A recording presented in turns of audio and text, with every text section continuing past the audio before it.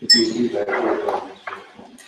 if you have any online courses, this is a platform called Desire to Learn. So the Desire to Learn platform is based out of Computing Marketing. So different colleges and universities use this platform for online. So Constable College, I know that uses them for Desire to Learn. So we said we're college use the platform, so this is one of the commonly used ones. The other one is this one called Black. Okay. The other one we use. Good afternoon, class. We're here for lesson 1 for Fanshawe College. And Tonga First Nation. And what we're going to do tonight is I have prepared what we call a POW. It's short for purpose, agenda, and length. Our purpose is to provide potential students with the first night of class to show the format and what to expect in each of those classes and lessons. Our time allowed is 3 hours from 6 p.m. to 9 p.m. Our agenda, I'm going to ask introduction of attendees, Victoria, on the right hand here. If you'd like to introduce people, my name is Glenn Sutton, I'm the instructor for tonight. Yourself and whoever else is here. Okay, well, it's exciting. Welcome everybody. I think everyone in the room knows me already. I'm Victoria and I'm just helping organize it and support the community's desire to have a project management course here. First off though, I want to thank Bruce Power for giving funding towards this course because that's the big help in making sure that people are going to be able to take it and that the tuition will be paid for. And also just wanted to say there's a couple logistics things that we still have, we're going to do a survey to see if people need computers, daycare, traveling expenses, things like that in order to be able to take the course. So if you know people that want to take it, but there's something they need that'll make it work for them to be able to go, then just talk to us and let us know because we haven't figured out all of those details yet, but we have money to run the first part of the course no matter what. So it's going to happen and we'll provide support to people as is needed. I wanted to thank both Brad Ritchie and Rob Sky for helping organize this. Rob couldn't attend tonight and Brad will come back with his sons with him, so he won't be able to be in here all the time. There were quite a few people that said that they were really interested in hearing more about it, so that's why we're doing a video recording of it. It's like being live streamed and people will be able to see it online later. So the earpiece is to record for the purposes of the live streaming. It doesn't help. Is volume okay? Is the recording okay? Yeah, can I just...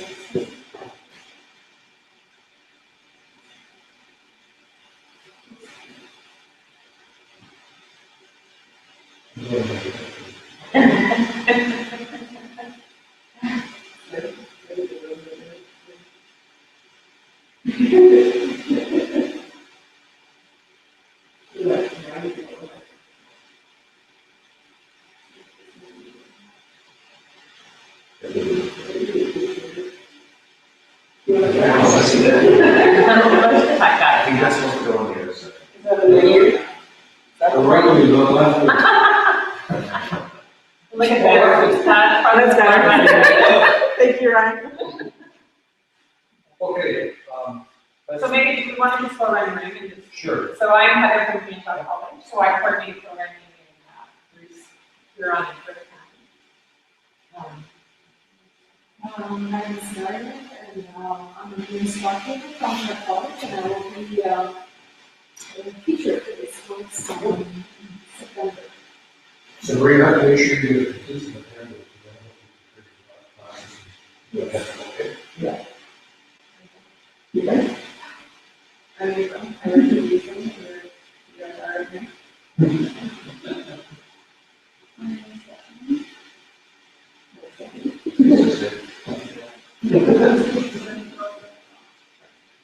My name is Martha. I work for Legal and here to work with students and also see if there's a overflow so that they watch can access the program as well.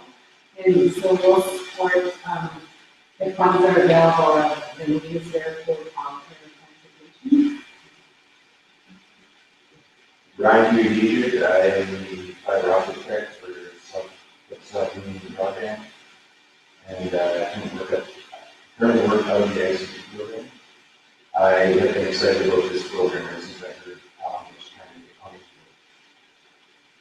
on. Very good, okay, now, can we go back to that business plan, go back to the web page, please, and the message to be expected. Just before we close this out, lesson number, item number 2 there is, I'm going to give you a typical lesson from the first item, project management, planning, planning, stuff, and I'll go myself later. We're going to go over the course information sheet. Management 6005, this is the first number in the first of the series of course. You want us for that? Sure. Would you like a mouse? If you have a room for it, sure. We're going to have a look at the course schedule, we have copies of all these documents. The course introduction, a project outline, all students will work in teams of 2 or 4 on a project of your choosing, and we're going to emphasize teamwork there. We have a new term, PMBOC. Just wait for a second here.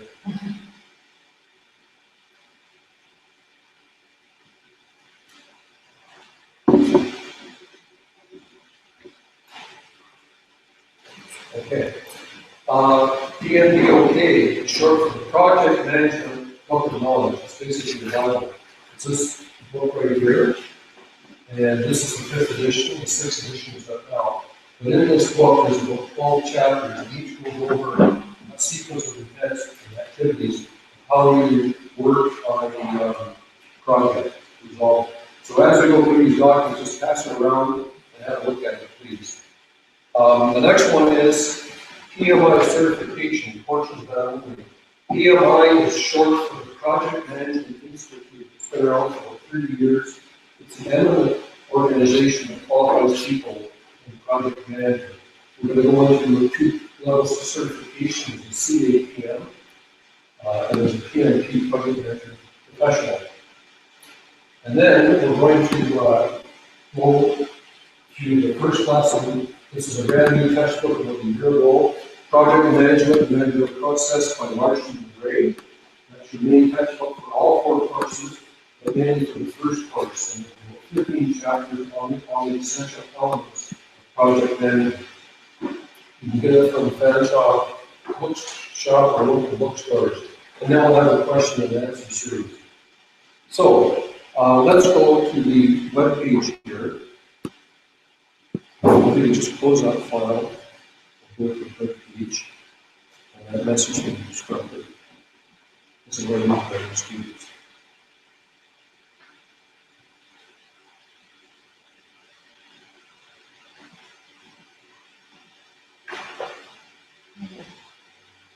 Sorry, which file do you Close all the files and minimize it. I'm going back to Google it. We will patch it online. Yeah. So message from the instructor, just go over the file. Now we'll come around before download it. You want to download the document? I think it's something right there.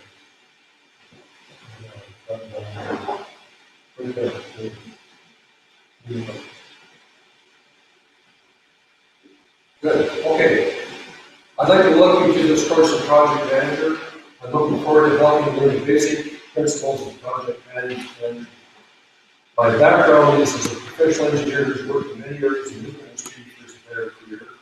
At the end of my career, I became interested in project work and followed it up with 7 years as a project engineer after retired.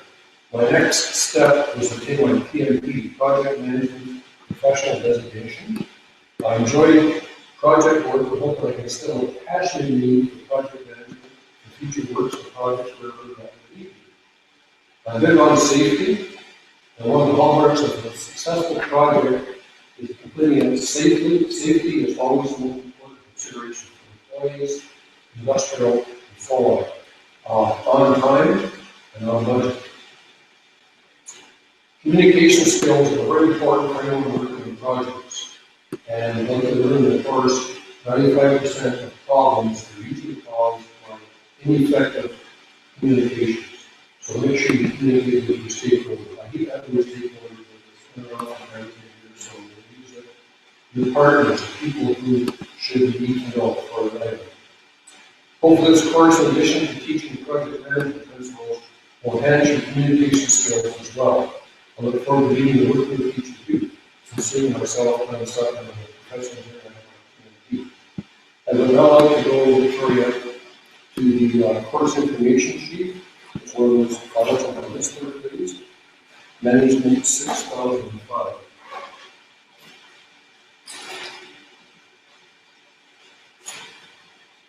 Sorry, what is the main word? Well,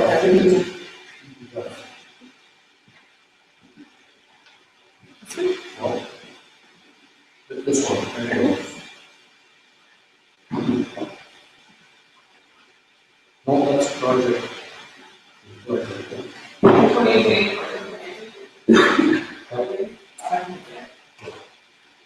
There's only 4 pages. Sorry, which one? No, that's a project that I like. Sorry, I didn't hear what you said. Course information sheet. That should be 4 pages. That's it there. Is this it? Yeah.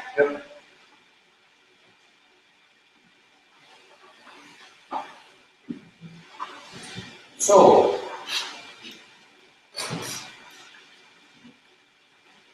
the course is 45 total hours altogether. It can be taught in 15 night sessions, 3 hours each. And Marie, is that what you're doing here today? Well, we're going to make decisions on that, so. Okay. Or is 9 days in a row? That's the typical way of doing it. 9 days, 4 days, or 15 nights. Now, we've gone, we have to go back to the previous.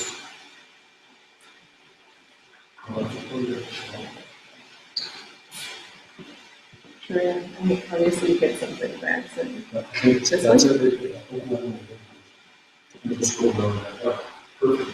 So, this course, Management 6020, is a prerequisite for the next courses, Management 11.6, Project Management Applications, and is 5079, Project Management, Cost and Procurement, Finance, and Unhired Equipment.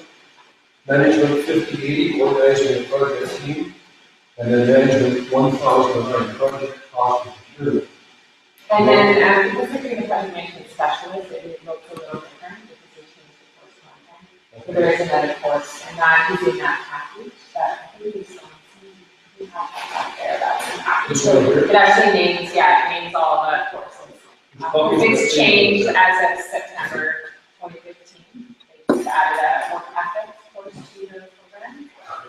So all the other courses that proposed have actually changed them, but the courses are the same because with the content, they had to do that change. So it's not that the content's different, the courses have changed. And then additional courses included there.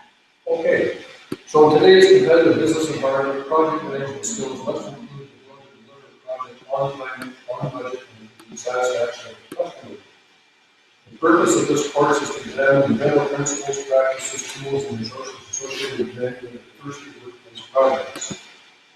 Location of course learning outcomes, we should describe the practice of project management as a distinct discipline.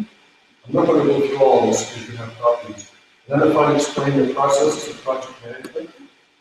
Explain and discuss the characteristics of organizational structures, project team roles, and so on. Use the network diagram, so I'll talk about that. You demonstrate the ability to work as a member of a team to achieve project goals and achievements. Remember the word team, there's no word I. All of us, teamwork, very important, okay? Now, if you just keep going. So just, if I can speak to that, when I talk to instructors about moving teaching courses, moving the vocational course learning outcomes are the most important thing. So I don't know that we go through every piece of this, but definitely those vocational learning outcomes is what I say to the instructors. End of the day, that's what the students need to know when they walk out the door. Because you didn't know. However, the industry, yeah, and however, an instructor decides to do that, whether it's, you know, they bring in their own experience or whatever it may be, those are the core things we want to see the students walking away at the end of the day, so. Just keep going down here. Which documents next? Same one, same document, I just want to know the second page. Is this it? No. That No. So please scroll down to page 2 of this one. That page two? Oh, I see. one. What? There we go, that's, Oh, okay, so this is the next one, according to it. You see at the bottom it says one, and then it goes to two on the left. okay. These are just objectives that you have to, and I see one right here, show respect for the diverse opinion, values, belief systems, and contributions of others. You respect each other and work together as a team, it's very important. All instructors are going to take a series of 7 courses in all aspects on diversity and respect and so on. So in here, detailed content, we'll talk about the context of project management, the characteristics of projects and project initiation startup. We're going to talk about that PM book, provided what's that one. Its definition of structure, organizational strategies, tools and techniques, strategic fit, and trying to get the project to fit the strategic organizational objectives. Very important. Supporting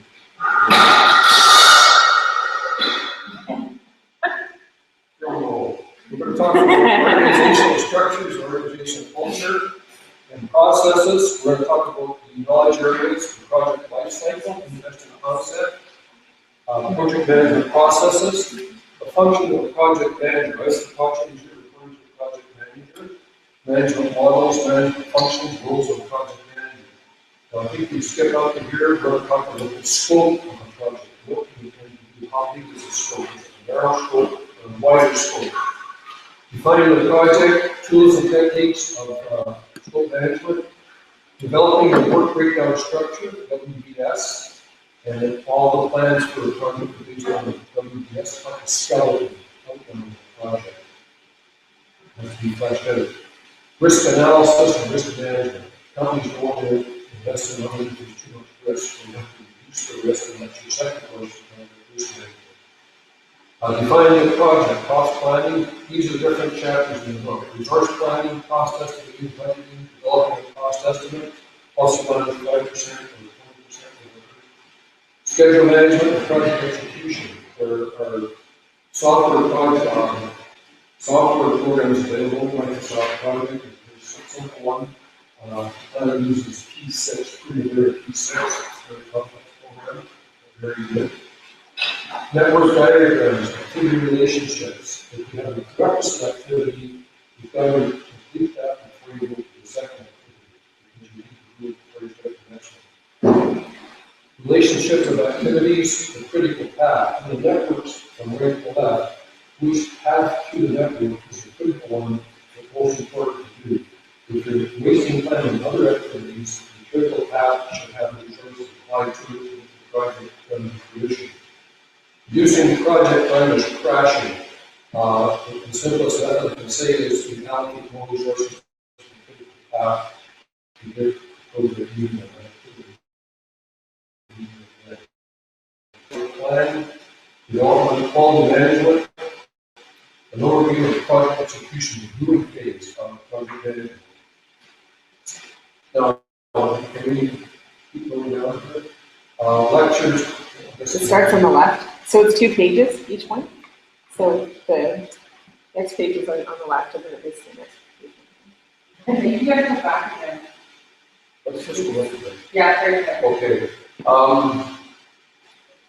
You've got this for teaching methodologies, lectures, class discussions, required learning resources, the managerial process, that textbook with the sailboat in the front, and the PM book guide.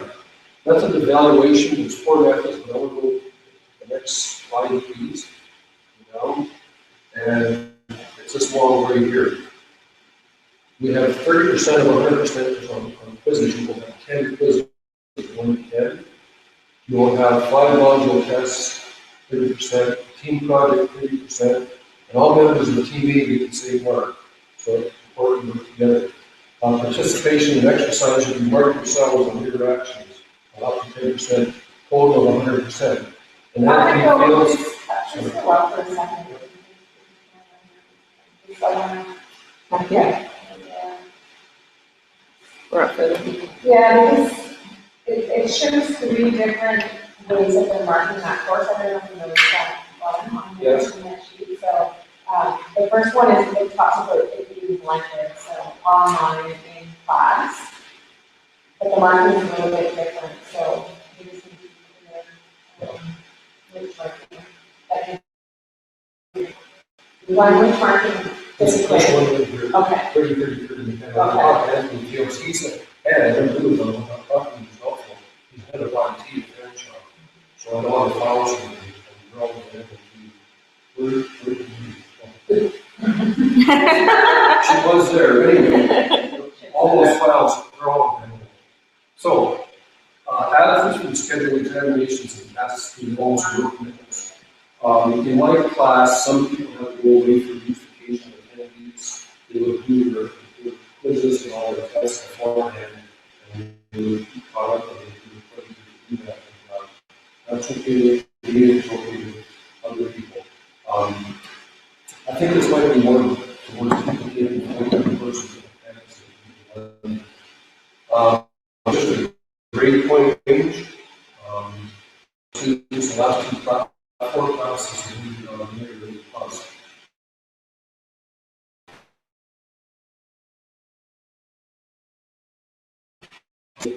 So you don't have to memorize, but you should understand the theory of these behind something you've done.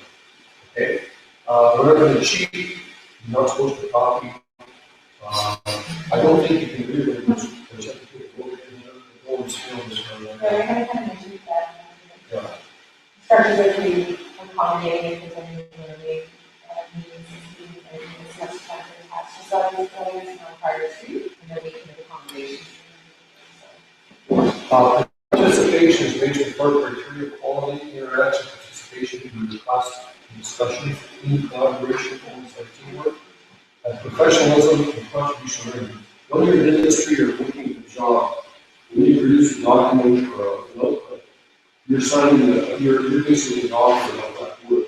You want to take pride in your professionalism in your work. So we just go down and almost have a thing on that document. Okay, this is just marking quality, interaction, participation, team collaboration, and professionalism and contribution to learning. And that's just an academic information right there. So I think we've finished with that file there. Now we're going to go to a course schedule. And I'll get the course schedule.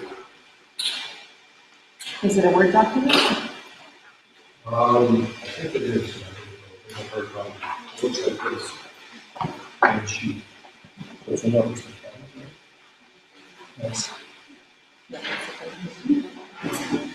That's good. Yeah, course schedule, how it works. So, Use Excel. is it in Excel spreadsheet? Oh, okay. Or do they have this? No, that's a good idea. Perfect. Yeah, so 45 hours of class instruction, 15 3-hour sessions a day for 9 to 6 hours sessions a day. For 45 hours. So we have 3 modules.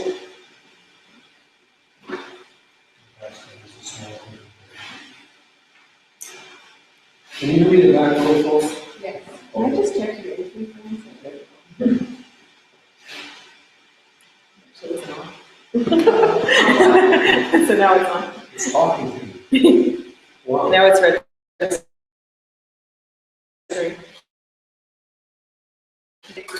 No, it's still recorded. It'll just be a little bit clearer now. Okay. Yeah. So we have 4 modules, starting at the top there. The first module is the context of project management. Module 2 is concepts and processes. Module 3, here's the planning project. Module 4, just at the bottom, is project execution. The course is split into 15 lessons altogether. So lesson 1 goes through Graham Larson chapter 1. It's the course outline, project description, handbook, definition and structure. Lesson 2 is organizational strategies, strategic fit and project strategies, and so on. So after you take the first 3 lessons, you do module test number 1. And they take an hour to an hour and a half. I have to caution you, once you start the module test, the clock starts ticking. So any of this, at 5 minutes before the day is up to the warning, and you get cut off. So, I found that that's more than enough time for people to do. Sometimes students with special needs do 50% or 75% extra time. So I do, and consider the second classroom with privacy and focus and concentrate. So then module 2 is lessons 4 through 7, and another module test. You take project management processes, scope planning 1, the project manager, and scope planning 2, and module test number 2. Next is module 3. We have cost and time estimating, human resource management, and team building. Number 10 is networking, and number 11 is scheduling. Then module 3. Next is project execution. Lesson 12 is communications and reporting. And here is the way it's called here. Lesson 13 is risk management.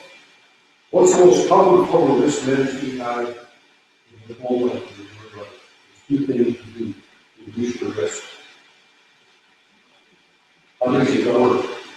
True and yes. I think more than that. When you drive your car, you have car insurance. That should reduce your risk. If you have an accident, you could conduct As long as you don't have to. and home insurance, fires. And we find from insurance studies that now, due to climate change and other things, the risk of flooding damage to a home or business is more than fire. So now it's getting harder to get insurance for your house. You might have it some company, you might have that, but be very cautious. Insurance companies on water flowing through the window or through the door into the basement. So check with your insurance company. You've got to talk to writers and exclusions for water damage to your house. Because I'll have more of a risk of fire damage. Depending on what number 14 is quality management, project execution, and number 15 is course closure. So near the end of the project, we all learn lessons, so we have to do a lesson and learn document as part of the project. So that is our course schedule. Do that. Here. The next one, Victoria, is our project outline file. Please. And what kind of document is it? I think it's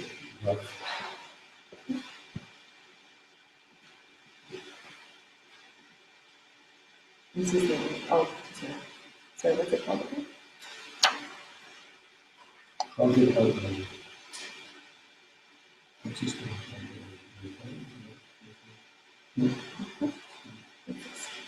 No, future. I just found out that the anyway. Okay. It's this one.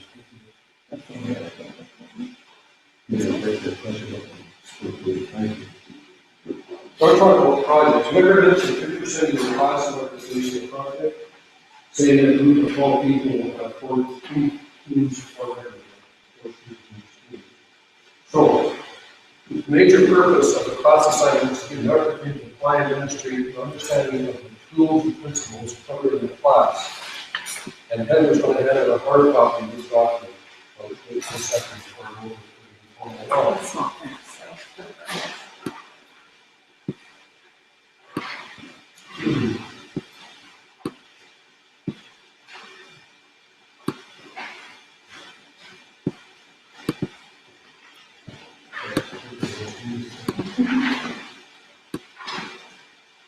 In your banner tonight. White, when your banner white tonight. Thank you. Okay, your team, this is a group project. You'll be assigned in week 4 of that team. I try to have the class for. Well, having said that, I've noticed that when you have 4 people in the project, 2 people I know how to use Word. One person will help you with Excel, the 4th one does. So We share knowledge and team students improve their knowledge of different computer programs in the team setting. They learn from each other. That's really important. So you prepare the materials described with the schedule provided below. You brainstorm and determine what projects we're going to work on to follow the interest and energy. You prepare a charter, that's what you're going to do. And a scope statement, more details on what you're going to do. Identify deliverables, develop a detailed work breakdown structure, develop work and cost estimates, and so on. Find a schedule. The resources are the content, the focus is the content, and the tools to use to deliver. The primary resources to use for preparing the content, the project text, and the materials provided for the course. Developing the actual experiences and use those where possible. The more practical, realistic, and application of the project is prepared. Use of any specific project management software is optional.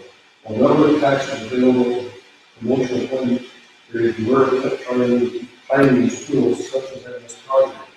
Well, what I'll do is, I learned this from Tom Fairhead, that when you buy this textbook, in the back, you have a free copy of Microsoft Project.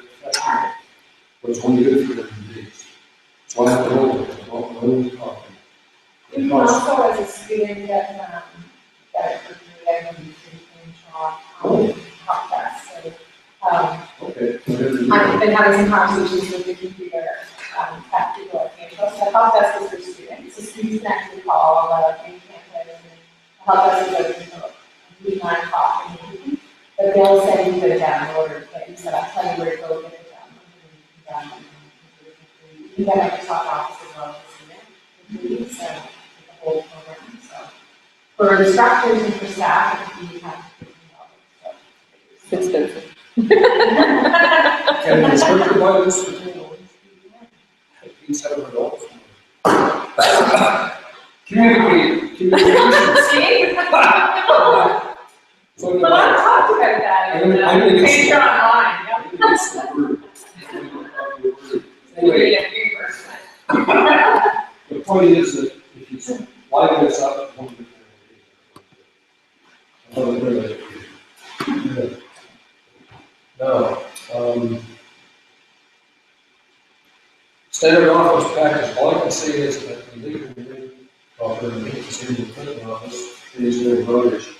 On our computer screen, you have Word package, standard office suite, Microsoft Office suite, Word processor suite, Excel spreadsheet, and PowerPoint. So you have these computers here, you have that. We will, once, yeah. Okay. And then to help the students, if they need to convert, you have FLS. That's easy to set up as an app. Yeah. Keep Okay. notes.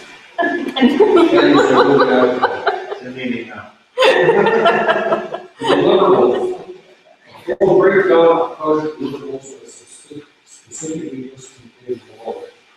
You go to what's called the Dropbox, and I'm sure the Dropbox is something there, I can use these files. I'm going to keep it down all the way. So going to the second page of the manual, please. Project selection matrix, statement of work. The first lesson is working on this. Always add up to 30%, so the first one's worth 10, and adds up to 100. You use the 30%.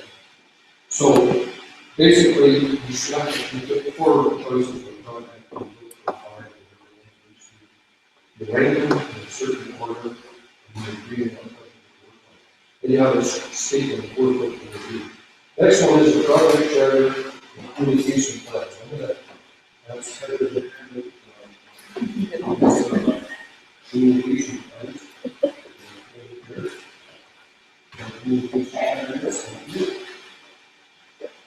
We don't have a charter here. Anyway, it's a formalized statement of commitment outlining the relationships with people, organizations, success criteria. The communication plan is how often are you going to update your stakeholders or your team members, the vice president of the company, the project manager, the regulator, for example. For example, if you're going to install a propane system or a gas station, and the TSSA, the State Representative Association, have to be consulted and inspected Those things have to be before you can use the gas.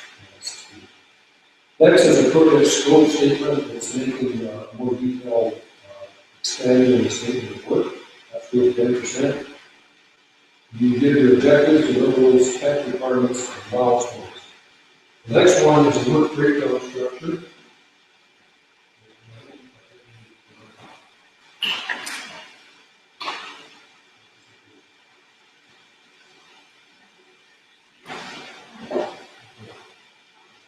Now, WBS, I have some files that will show.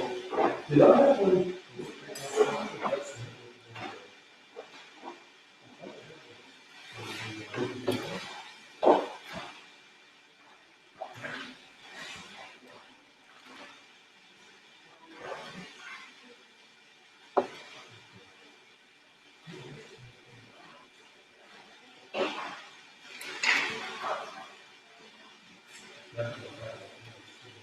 Okay.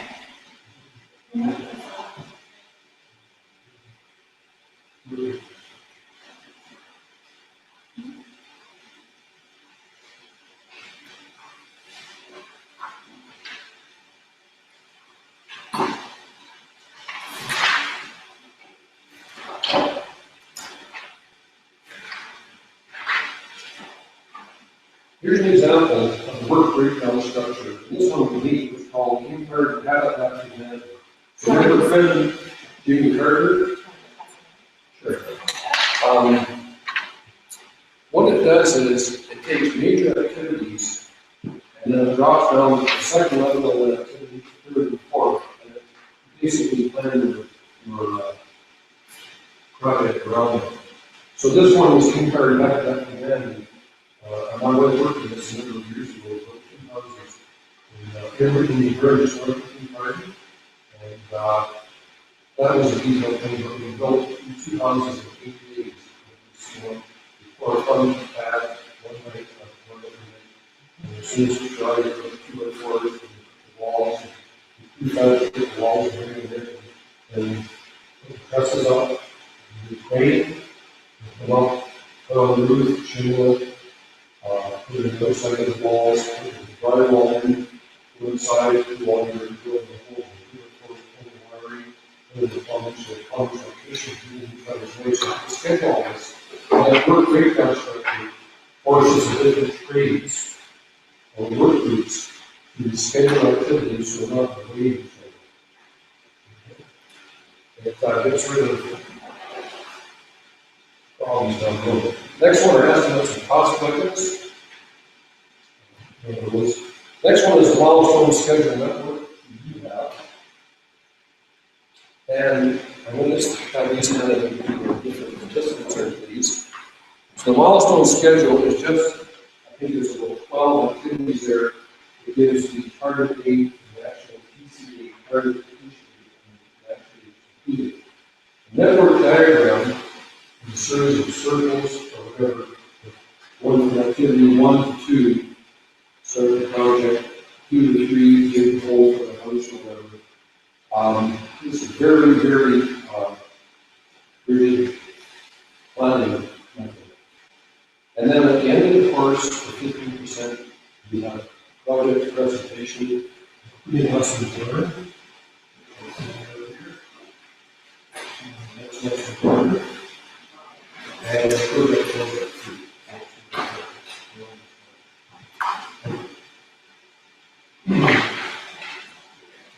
Lessons learned or work the week of goal.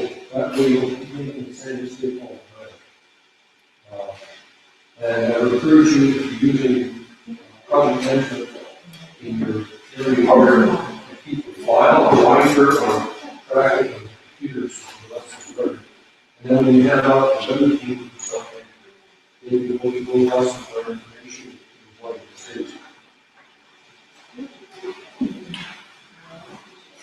The third page are project examples, business management system, website development, investment backing project, one payroll, moving project. I made a list of the projects that my different classes worked on. So in September of last year, the 3 projects I worked on The Zaire store in South Park now closed for 8 months, but they don't do no frill store. So they work on the no frill store. The second one was in Bruce County, cell phone towers are built every 15 minutes. Your cell phone is line of sight. But once it goes over the curvature here, you need the tower, it's going to go over 15 miles away. So in Bruce County, you're going to be flat, but the time is going to go over the flat, the signal will work flat, so they have to do a repeated cover. So the second project was Rogers cell phone tower. That was interesting. The third one was a golf tournament fundraiser to raise money for the community. April of this year, the three projects were a couple of our students worked at Women's House Gala and the board of directors and they planned Women's House Gala. It's an annual fundraiser. Next was Habitat for Humanity, also was talked about. And finally, there was an Esso station. I don't have one copy here, but it's also there was a proposal to build an Esso service station. Wow. Distractions. Anyway, to build an Esso service station at the Bruce Energy Center on High Road between the second and fourth session. I think it's a good idea because people, they sell coffee and we do kind of work after we do 12-hour shift. Anyway, long story short, Cape Breton Council supported it, but Bruce Energy didn't vote for it. So the caution here is if you're going to do a project that needs planning and conditioning, go and talk to them beforehand and make sure that the planning in effect, planning on that piece of land is zoned for that activity. And if it is, you could go, but if it's not, give an exception to the official plan. Okay. Hi, I'm Glenn Sutton. What's your name? Brad. Brad, you were here a while before, but you were the IT fellow? No, that's it. You're the IT fellow. He brought all the equipment though for us. He's the economic development fellow. Okay. Well, I could have done, talk about that later. That's another, so are you going to be economic development partner? Yes. Excellent. There's one thing I did back in the 1990s, I went to the URE, 1972, as a chemist attending here, however, economic development is very important. Rural, because there's sort of three legs of the stool. You have tourism, commercial, industrial. And if you want to too much emphasis, like I'm all in favor of the site, but if you look at what I'm interested in this was, what happens to a town like Iroquois Falls as a public paper mill that's making paper and do it time, so it loses the contract. And it's a lot of the towns usually across Canada are going to town. So I was trying to know diversification of the economy, but in your field, right now, Petersburg has a technical development certificate that I got, and when I was there, there was two wonderful courses in that part. There was some First Nation dams from Spearman Falls, like 50 miles from west of University up there, and there was a couple others from Alberta, but there was a lot of opportunity in economic development. And I think by taking these courses in front of the manager, it's going to have a good underpinning to support for initiatives in economic development. And communicate with the planners, with the planning things. Okay. Anyway, this is only part copy I have. I'll just pass it around. That's what the team put together. It has a miniature copy of all the files that went over to that project. But we're doing our structure stuff, groups, and everything. Anyway, I just have one question, so just hand that around. I've got it here. This is it. Yeah, that's it right there. Thank you.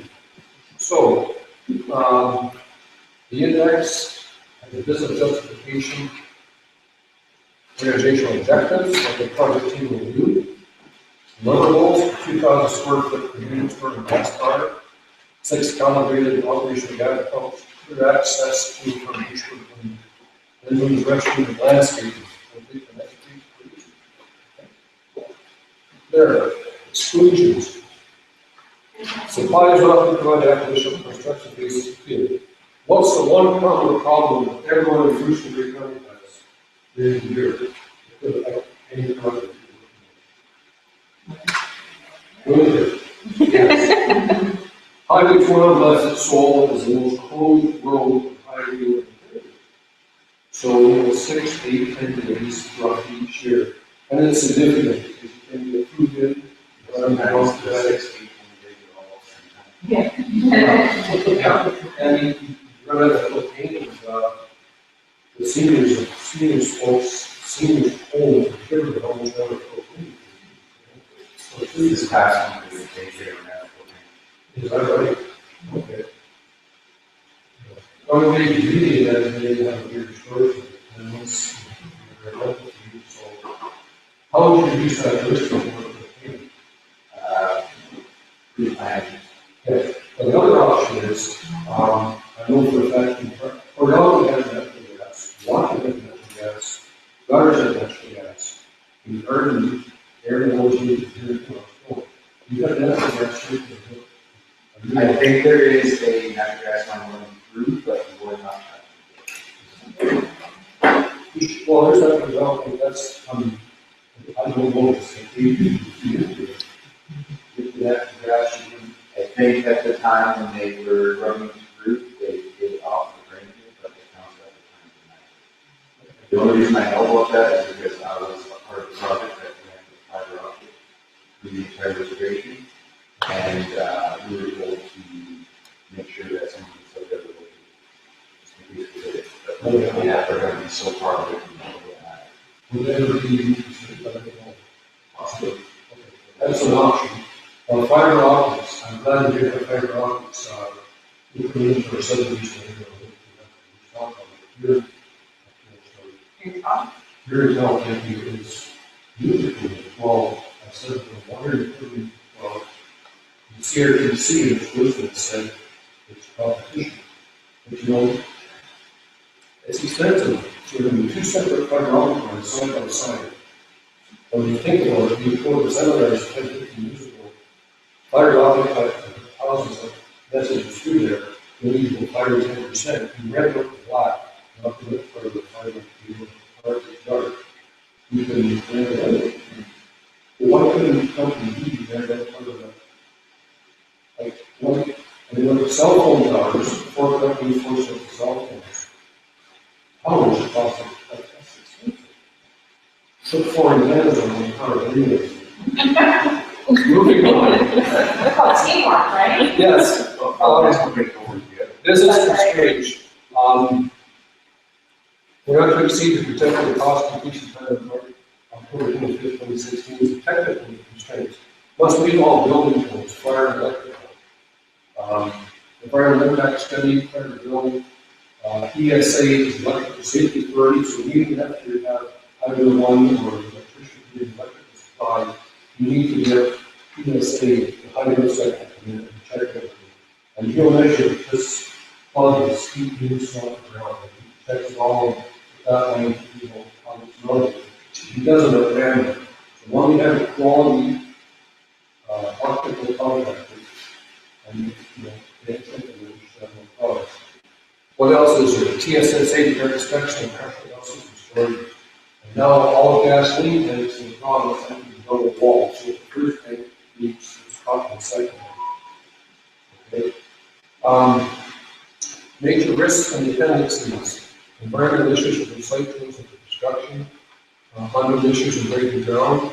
These are the grounds on the strong particles, such as gravel and sand. You can take a look back and proper quality soil. Unable to obtain a permit to complete work at the controlled site. And then risk response process. This is very hard to read. Permits are slow. Structural stone shortage. Environmental studies. It's really small. It's pretty small. This is typically what the risk response is. This is the risk, that's your response. You can finish it. What happens if the risk happens? What should backup plan to remediate and solve that result? It's best to have a backup plan that's pre-approved by the stakeholder or the legislative whoever's in charge to spend money. And there is another breakdown structure for the instance region. So that's sort of a lead that says looking for different documents for a typical project. And now let's move on to the PM block design overview. It's one of the PDF files. No. Is it a PowerPoint This one? Yeah, that's it. 15 pages. And we have copies here. Please let me look on this one. Do you want to take the front? Great. Yeah. Okay, and why don't we take the Yeah. Okay. Sounds good. Refresh. Okay, good. Yay! Now, we're supposed to, at the start of each lesson,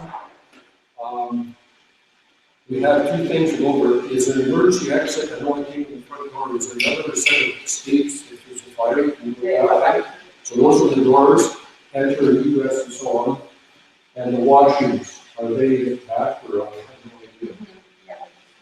Okay, so you know how to get in, how to hear if there's a fire or the barn, and the washrooms there, so.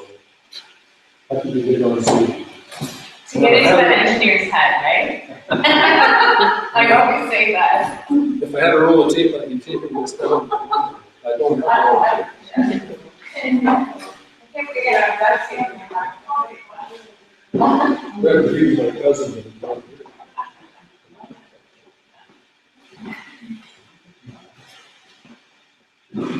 Just so you know, the video is still gonna stay on, just because I want it to be all in one recording. Sure. Otherwise, then it gets confusing for people with my headphones. Okay. So if you don't wanna be heard, don't stand next to me.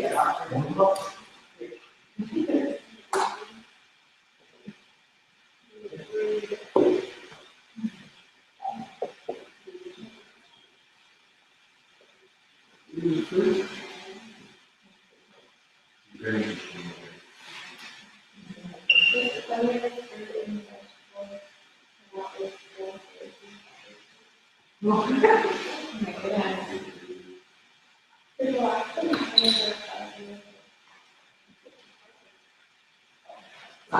Yeah, that's what I know. There's also beauty options. My cookie, fruit and vegetables. Yeah. Maybe someone's very- I should have told everyone. It was not earlier.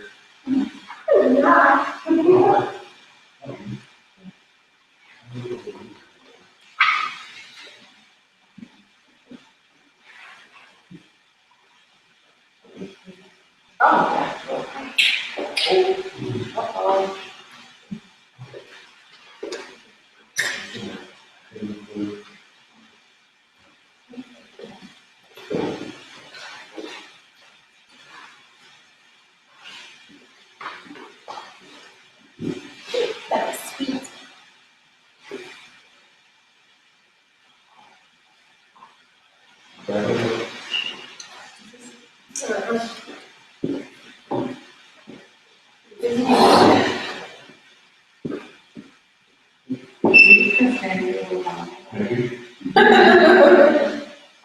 You're gonna be like, you're like in a big office, you'd be like, I'm gonna water cooler in. And give me the battery for saying like water cooler. See that work? When you have something you can't finish, you can walk in and say, okay, right. I'm gonna ask them, right? So that does good.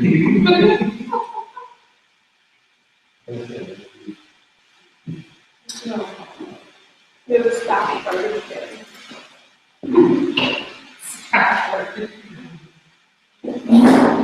I am.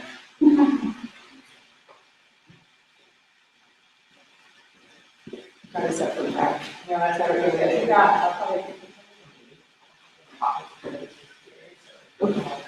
Yeah, that'd be cool.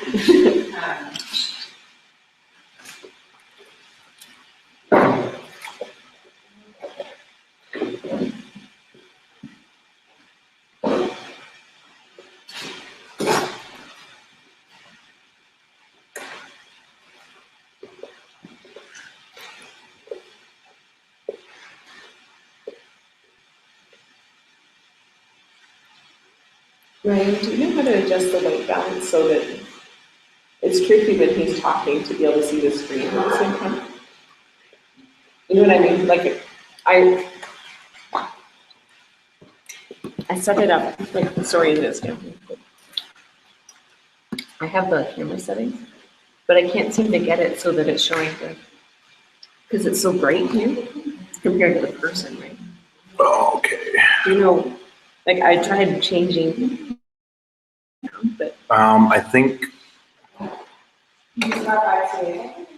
is it, or should we just? I don't know if you can actually change it on there.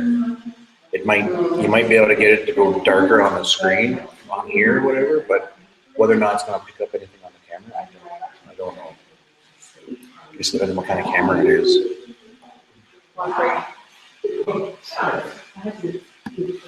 When did yours? Because I got another set. And we're gonna try to.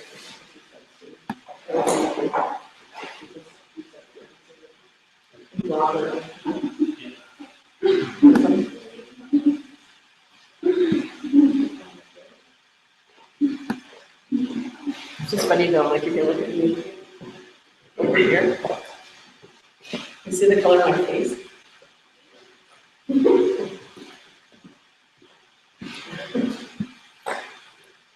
Oh, the cucumbers on live camera.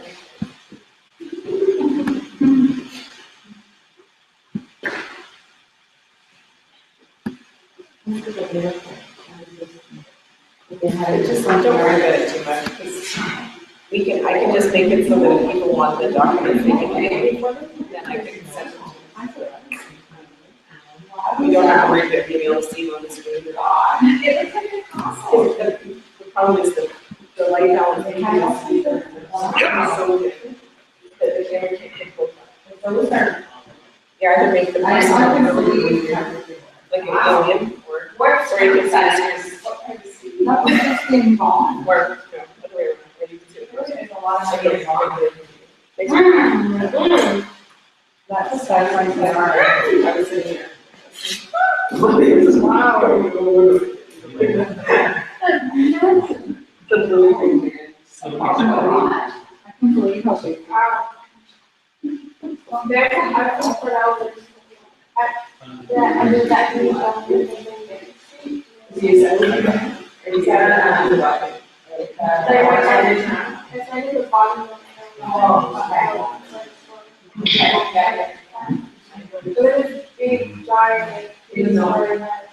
I had my first meal this morning. It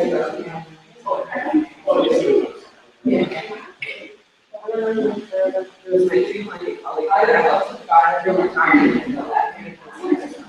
We only work 2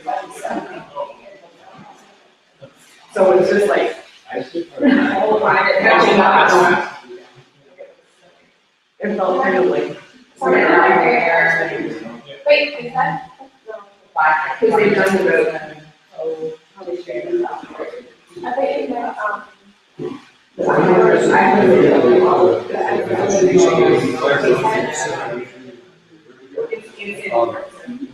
or who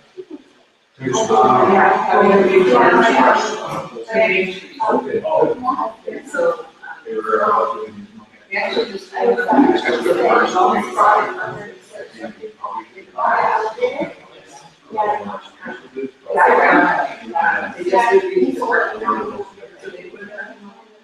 Good listen. And working in mine, it was very hard to hear. So, yeah, I thought it was only 10 years.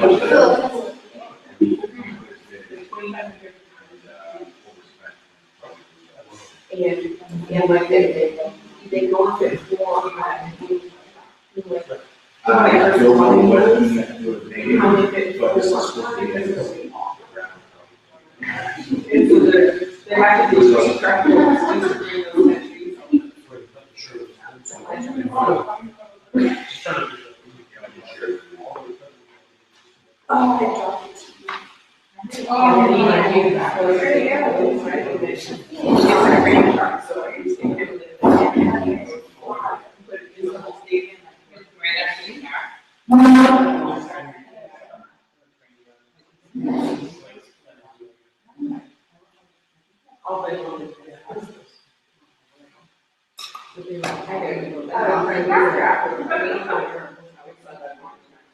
I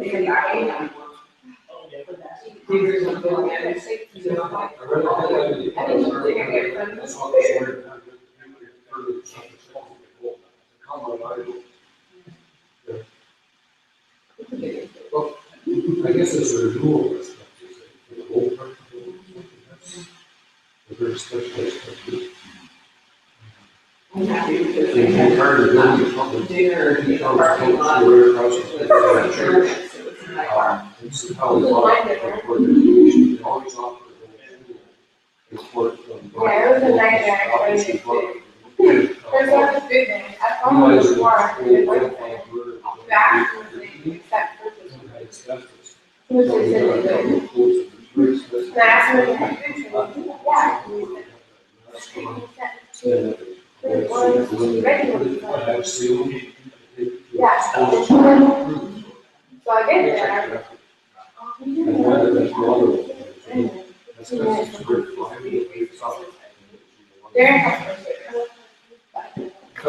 So they get on their shopping down, they get to the tech area. The techers are so active. Sometimes they don't sorry, on stuff. Like, I was talking to someone today that said that purchase one. She's like, oh, yeah, take that purchase one. It's right, but stop all purchase one. Following you. I'm like, well, that's a little bit discriminatory, isn't it? I was like, she's like, don't quote me on that, but I was like, well, I don't know. They're probably, Asbestos, great.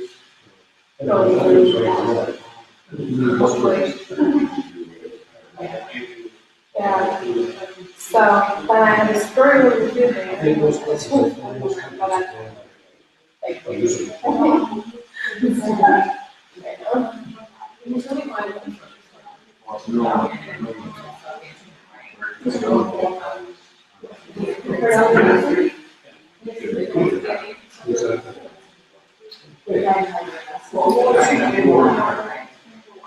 I never see that. Process.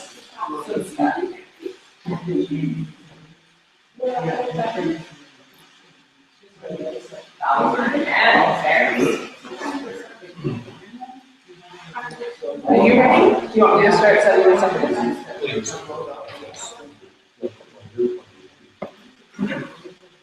I'll turn it on this time. And you're right here. Now that I'm stopping, you're right here. Pretty good.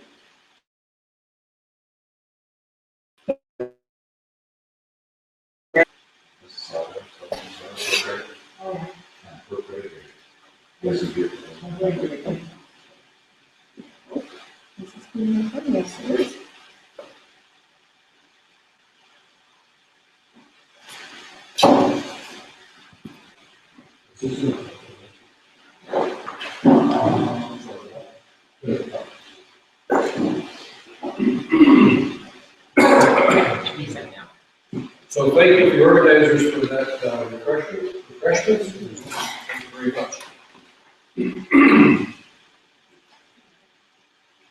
Heather is now handing out the PM book guide overview. We'll go through that. So 15 slides altogether.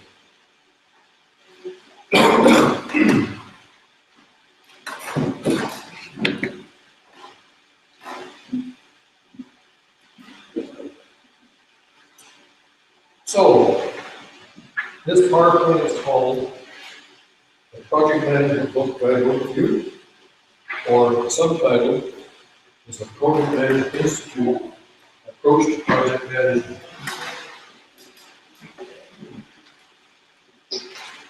On our first slide, the overview.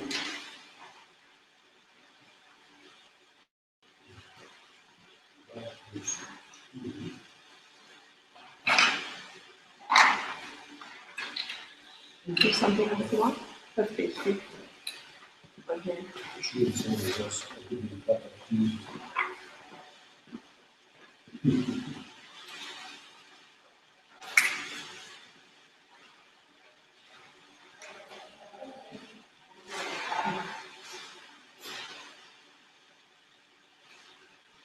Oh, I see.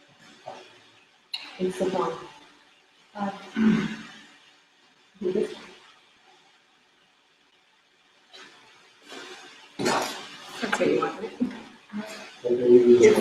you see here, that's the one you handed me. It's We've not done done. this one. It's done. I'm looking for PM book, but I do it. Okay, it's here.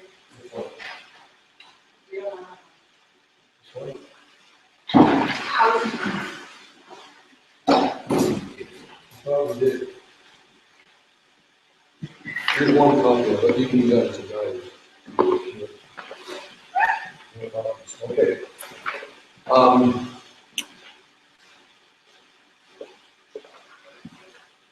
So, this chart is the most important, I guess, guide to these knowledge. Across the top, we have 5 process groups. And these are the last now. So the first one is the initiating process group. You start to initiate the project. Next one is you do your planning, step 2. 3, you're in the execution of the process of project. Then when it's in progress, you monitor and control the project. And finally, you have the closing process. So there's 5 across the top, and there's 12 in this column on the left. Knowledge areas. So the first one's called project management, process integration management. Then there's project scope management, project time management, project cost management, project quality management, project resource management, project communication management, project risk management, project procurement management, and project stakeholder management. Thank you. So wherever one of these 5 process groups intersects with the knowledge area, you see a series of numbers. For example, that's section 10.1 in the field book of knowledge. So if blank, you don't do any of that. So that's sort of a cross-section view of how you standardize a project. So we have 5 process groups with columns of logical process groupings and 10 knowledge areas. We have a total of 47 processes inside the steps to follow. But during the course, you learn how to use this, and then if you go through CAPM and PMP, you will know that you have that memorized because you get so used to it. Okay? In each of these activities here, you have an input, a process that does something in project management, it has an output. And that output is the input to the next step. You see, it's a mandatory thing you do. As long as you follow this sequence, you can't get into trouble. But then someone would say, boss would say, why do we need to get approval? Well, you have to get approval. So when the project starts, you have authority to spend money to work on the activities. You can't continue the project if you work that. So let's go to the next slide, please. You say it's complicated. It looks very busy, which it is. But when you take each individual process group and examine how the process flows, it makes sense. But take it one step at a time. Remember, the processes are applied as appropriate and not uniform in all projects. For example, the office group on one floor does not require all processes in the same depth as creating the space shuttle. But let's look at the space shuttle lesson. Remember, one of them, the rockets, when it was launched, blew up. Long story short, one of the loadings was 3 segments on the rocket, and then it started leaking oxygen, and it caught on fire. Then they traced it back to the support design of only the seal from stage 2 to stage 3. So you initiate, you plan, you do project execution, and you close it out. And along the way, all the time, you monitor and control the process. Go to the next slide, please. So, don't project phases equal process groups. No, hold up, it's telling you the same. So, the phase of the project make up the project life cycle. They can include many different terms and quantities, but often they're like defining, planning, executing, and closing. Whereas the process groups, you group the PM processes, only initiating, planning, executing, MNC, and closing are allowed, and it occurs in each project phase just to varying degrees. Go to the next one, hopefully illustrated too. Good. So what we have here This has 4 of them, but we need 5. So this little dash line right here, initiate the process group, right at the start, from start to finish. It's just a small amount of activity to start. You work on it, you start it, initiate it, and it drops off. Then you start doing your detailed planning. This is how you assign your resources. While the work there levels off and it falls off. But then you start into the execution phase. And then you have all your work each work on the project finished. And at a certain point in time, you monitor and control the entire project. See this line right there? This is called that one right there goes for the whole project. You monitor and control it. That's the higher ups, the supervisors. And then right at the start, so right at the end, you do the closing process group. There's always 5 of them at the bottom there. Processes are applied appropriately based on the project. For example, a project is only created once, and initiating the process group during the planning phase, but might be reviewed in future phases and should be reviewed more. So, it's not a straight line. Things change, they always change. Changes are constant. And you will know more than what we do now. So project planning is good, i.e. do it in cycles. It's progressively elaborated. In other words, your plan is continuously improved and refine details and estimates. Even in needed or sequential projects, 3 or 3.4, planning is different between phases. What this is saying here is typical cost and staffing levels across the entire project life cycle. So at the start, there's no work in the project. Now, a project is different from routine. Let's say you're working in a tire factory, making tires for cars, or working in a widget factory, or making pens or whatever. A project is not repetitive work. It has a defined start date and end date. So you have project management inputs, the project charter, project management plan. As time progresses, you start carrying out the work, close the project, you have the deliverables accepted, you archive or save the lessons learned and your project documents. Now, in this one, we talked about risk before and also cost. At the start of a project, the cost is low. Then you start spending money and the cost is very financial. It comes in, keeps track of costs, and it goes up to the budget for the project. But as you do the project, your risk and uncertainty start to decrease because you've done some of the work. You've gone into the project and you've accepted the risk that something didn't happen. You avoided the risk, or the risk happened and you needed it. So the risk drops off. So as you come along in the project with time, the cost goes up to its maximum and the risk drops off. What it's trying to say is the ability to influence the project change is hard and less expensive at the start of the project. Because if you know something's going to happen, you plan for it, and you take that risk.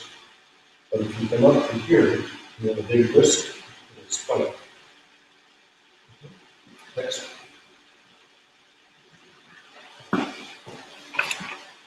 Now, when you take your course on project teams, you're going to learn in the first course about functional, matrix, and projectized 3 different types of teams. In functional organizations, they're grouped in specialty departments. The employees have one direct manager. This is this functional type of team. And the project managers have limited authority. This is the best type of project to work on, projectized. The resources work mostly in projects. They're almost full-time members of the project. And the project managers have greater authority. And the matrix ones are weak, balanced, or strong. These have different types of advantage and disadvantage. I've had most of my experience in project teams, 10 of us working full-time on these projects. Some more are going to come up, but one of the problems with working with small projects is you have to almost juggle it because it takes a lot of time to get the speed of what's happening, but then you have to juggle, you have to go through up 10 or 12 small projects versus one larger one is a bit easier.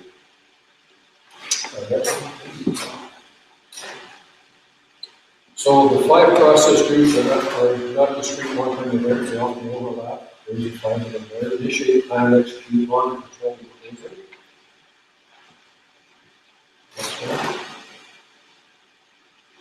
So initiating process group officially authorizes the project, initiates the project, the project charter is created, the project manager is identified. The planning process group, we establish the total scope, efforts, and action plan, what's to be done.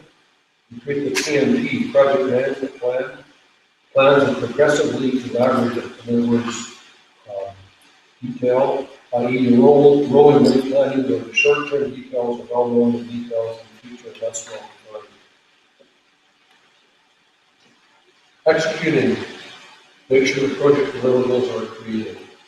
Executing the project.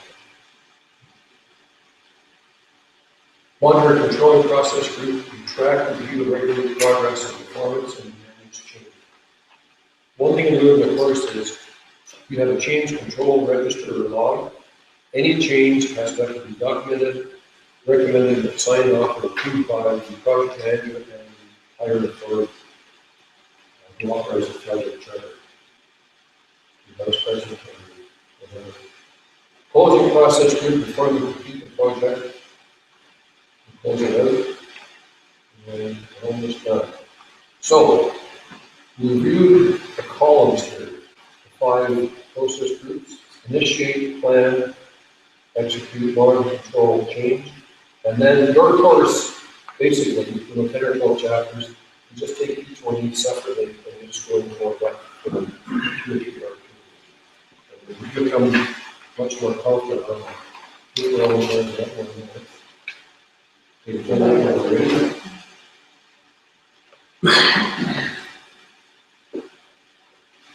Now, I might have to go to the website to get the PMI certification.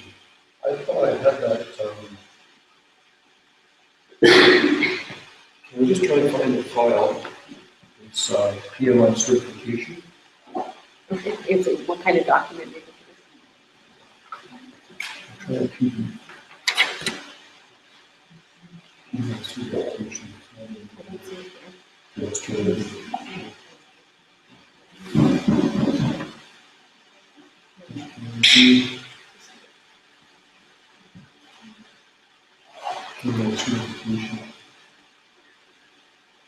Might have to go into the website to get that. Can it be an extent?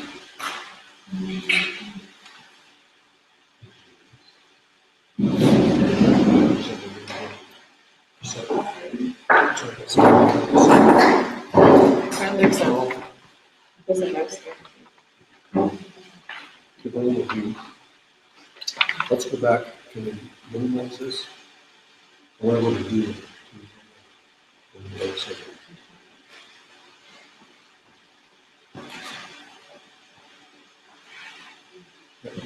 Okay, you just want to figure it out. Now, I want to go back to there.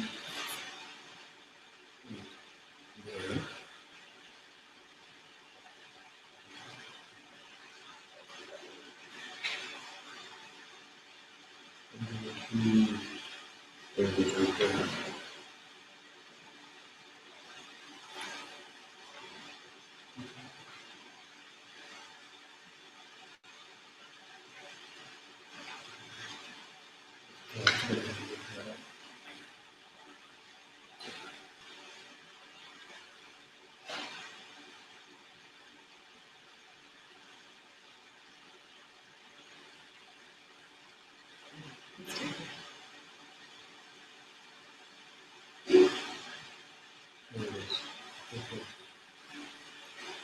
That's what you said to me. Okay, we're going to do this before I have a lesson. There's a few more items to do. For that. Okay. PMI is short for Project Management Institute. It's centered in New Jersey. I would encourage you to go to PMI.org and take the course. Look hard at that website. A lot of PX, including PMI, for you. So maybe the overview of certification. So, PMI stands for Project Management Institute. It happens to be based in London. PMI Southwestern Ontario chapter, the chapter of PMI, but there's a local Bruce branch. And chocolate pepper, apparently, Maggie. Like it was here, Maggie Hatton. So, Zoom, There were quite a few of them. There were 5 board members. No, Tom Cole, Bridget, Okay, yeah. So, there's a Jim local group Bergman. of 6 people. There's a Bruce branch, a subset of the Southwestern Trail, and they have things in Concur and Port Elton. And if you get qualified, every 2 years, you have to get 60 points. It's 1 hour per point. And if you go to a local 1 hour presentation, for example, here on a certain subject, project management, you keep track of it and you get 1 credit, 60 credits. Next one is the PM book. Round one, somewhere. It's got that. Here it is, this one. Right there. And last but not least, the 2 designations, senior certification can be project management professional, CAPM, certified associate in project management. And if you're just starting, that would be the best one to do for your the project management. So CAPM certification, they contribute to the project as subject matter experts and team members, and they serve as project sponsors, facilitators, liaison planners. What do the candidates do? Responsible for individual project tasks in the area of expertise in finance, marketing, legal, customer care, economic development, market research, fulfillment processing, and so on. So background, be a second grade 12 graduation and 1,500 hours of project management experience. So quick calculation, 50 weeks times 4 is $2,000. So it's about a year's experience roughly.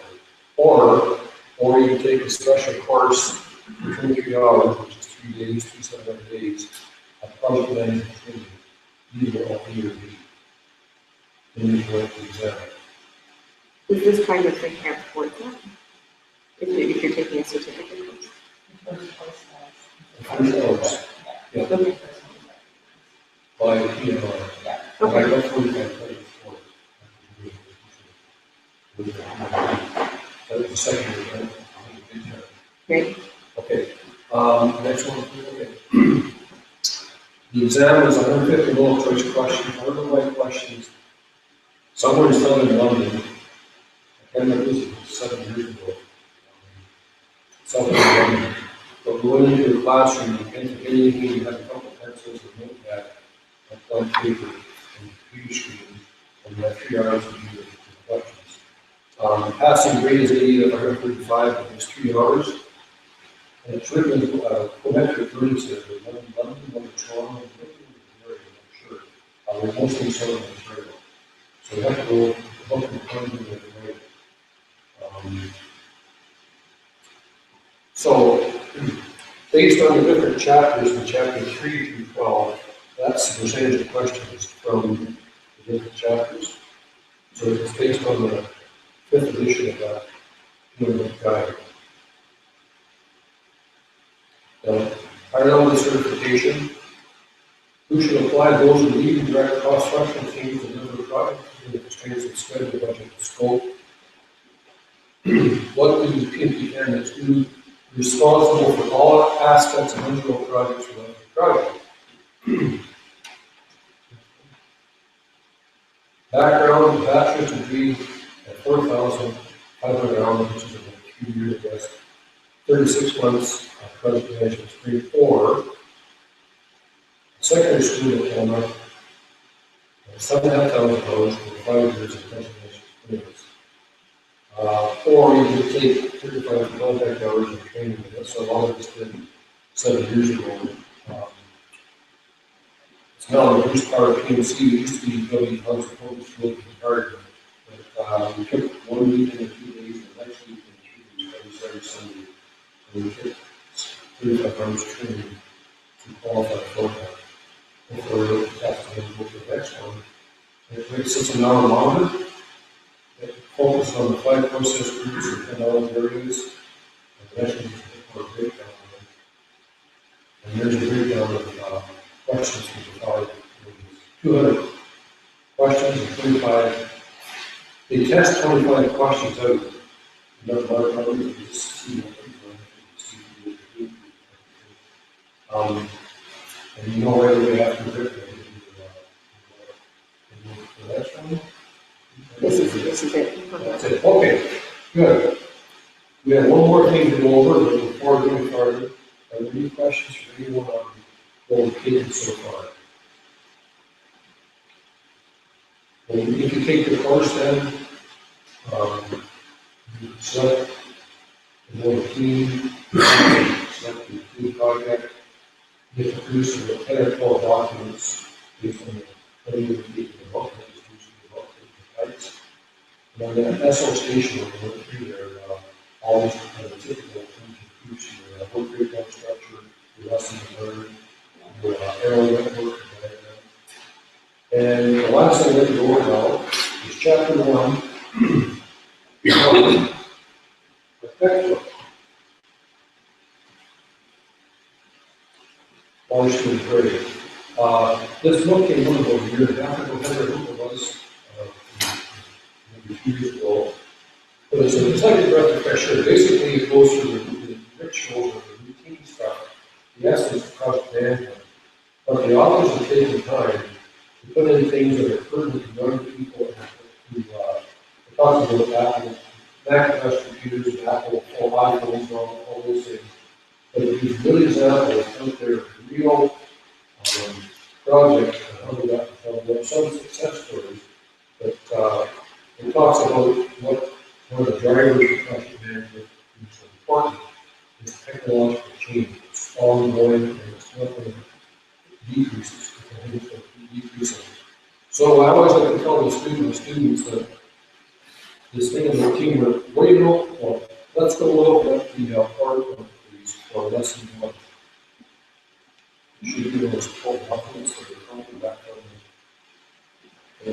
That is a PowerPoint, for sure. Oh, it's a PowerPoint, not this one? No. That's okay, there. So. It just takes a second. There we go. So, let's talk about the people on that boat. What do you notice about the people on the boat? What's one common characteristic of the people? I think they're mostly young, but apart from that, what else is similar? Exactly. They have a white t-shirt and red pants with shorts. So they're wearing uniforms. So when the teams wear uniforms, and then games, see a lot of red and white being up, and then sailing to right up in Canada. But they're all, what are they trying to do with that boat? Trying to sail in a direction. And they have to tack or whatever, change the sail direction, and so on. So I thought that was an excellent picture to start off on the project management. You have a team trying to drive this boat, and trying to drive the project in a certain direction towards the finish line on time and on schedule. So let's move on, please, to our first.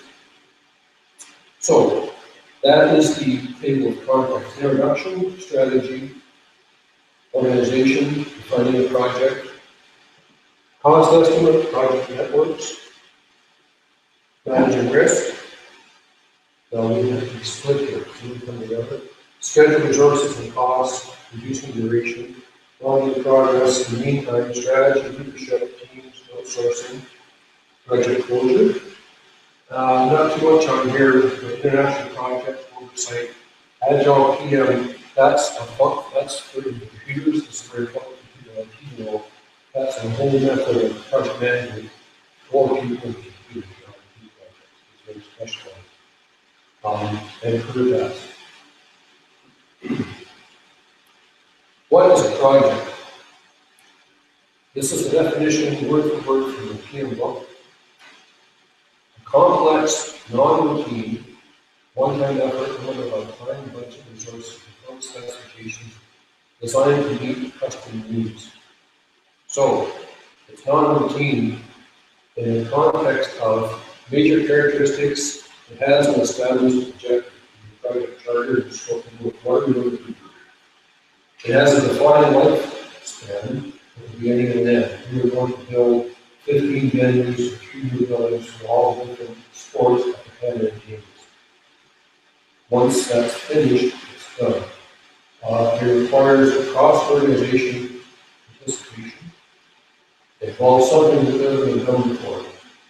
It has specific time, cost, and performance requirements. Program versus project.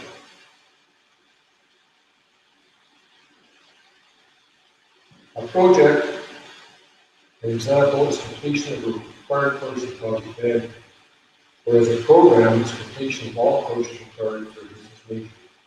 Program defined as a series of coordinated, related, multiple projects that continue over an extended time to achieve a goal. It's a higher level group of projects targeted at a common goal. So basically, if you're a project analyst or project engineer working a project, you have a project manager for that project. But you might have, say, electric department, 3 project managers, and 1 program manager, electric. So that program manager manages all the project engineers, all the projects electrically. And 1 for mechanical, 1 for IC. That's an effective type of thing. In IT, you would have hardware and software. You would have electronics that fall into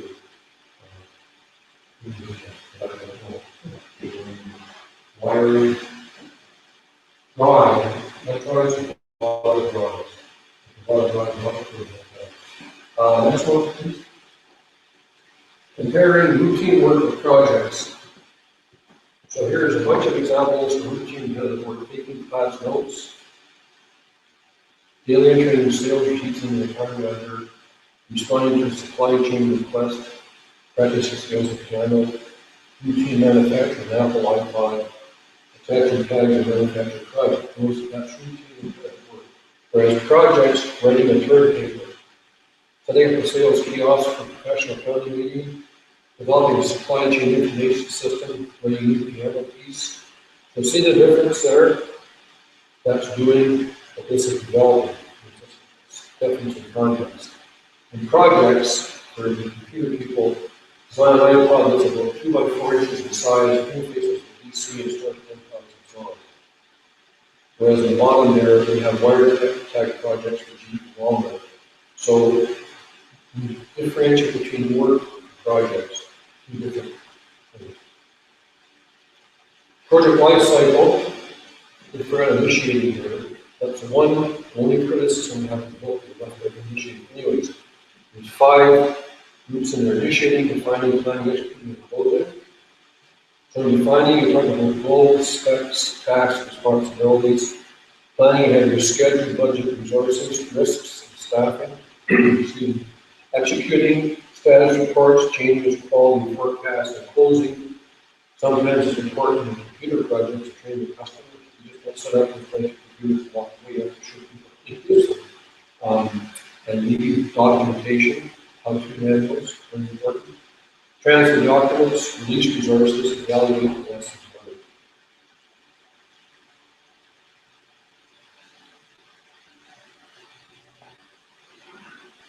So what are some of the challenges of project management? The project manager manages temporary non-redundant activities, and he or she frequently acts independently before the organization. They have to marshal resources for projects. They might have a person assigned from one department, they have to go negotiate with a person from another department. And I want to talk about negotiation. Let's talk about a little bit in the course. One of the courses I took in my career was based on a 2-day course based on Harvard Business School. And I have a concept of that, EATMA. If you go to negotiation, 2 companies, whatever, departments with each other, in that pocket, you have an open position, you have a EATMA, a best alternative to negotiating agreement. Well, what's your second position? And falls apart the first one, you bring it to the back pocket, the second one, and you do it. It's a very different battle. Harvard School business. And also, you discussed in terms, that's what they do there with the school. So we marshal, or she marshals resources for the project, links directly to the customer interface, provides direction, coordination, and integration of the project team, is responsible for performance and success of the project, must use the right people at the right time to address the right issues and make the right decisions.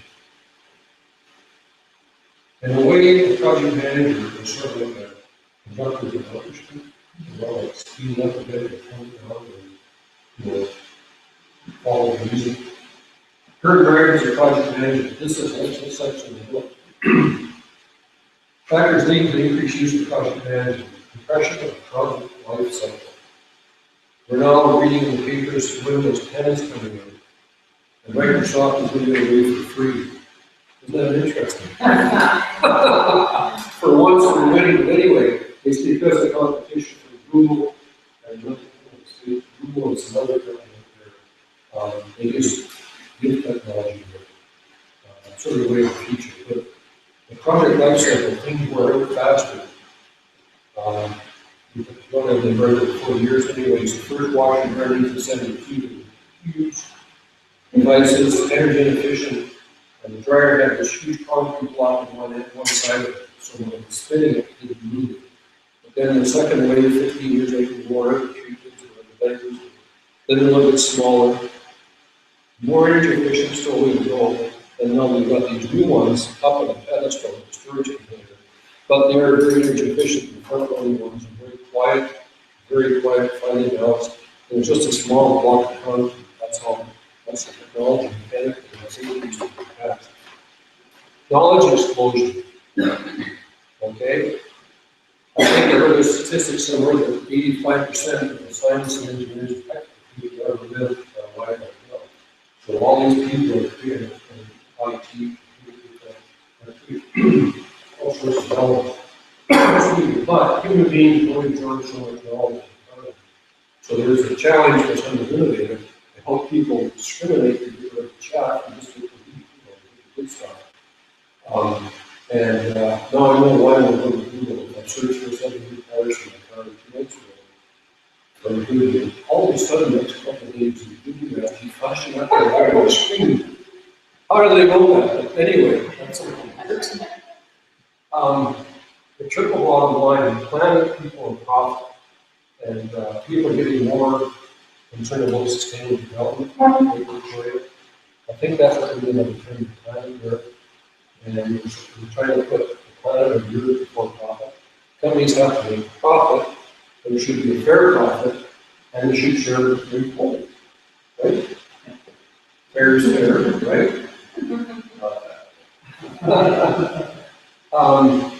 Corporate downsizing. I read some articles where, I mean, in the 60s, but anyways, when I graduated from 1972, I wouldn't see a guaranteed job for like with some certainty to get a fairly good job. But things have changed in 20, 30 years, and now I think some of the younger people have seen their parents sort of looking at the history of they're laid off through no fault of their own, corporate downsizing. And the studies I read say that the kids today are more loyal to their group of friends than they are to the rest of society. I don't know how to express this, but that's been community here. The corporate downsizing. Anyone in the NBA here? Okay. Anyone with an NBA come to see your lot. 5,000 people say $2 million first. Sure, anyone can do that. And in the second and third year, those who are left have to do much more with much less. And it's starting to stretch people. And it's not good. Some companies can finesse that or support employees, good for them. But a lot of people are on the track. That's not so popular. So corporate downsizing is driving the effective project management. It's successful companies can get a product to market faster. And increase customer focus. Customer satisfaction is so important because if you as a customer have a bad experience in a store or a company, studies show you will communicate that with 8 or 10 people. You know, would you buy from this store? No. Like look at Sears and Lee. Jeans is gone, but Sears it's almost down the drain, and I mean, it's a great store, it still is, but they can't. Hi, sir, how are you? What's your name? Hi, sorry I'm late, I have to take care of some business in Colin up there. Okay, well, we're almost done, what we're gonna do for you is one of three. We're gonna give you one hard copy of all the lesson material. And hard copies, you can take it, read it, and, And watch this stuff. great.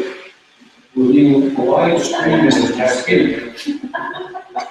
First time in life. We can give you one if you want. It's the first time in my life I've ever been live streamed. I knew you'd be okay.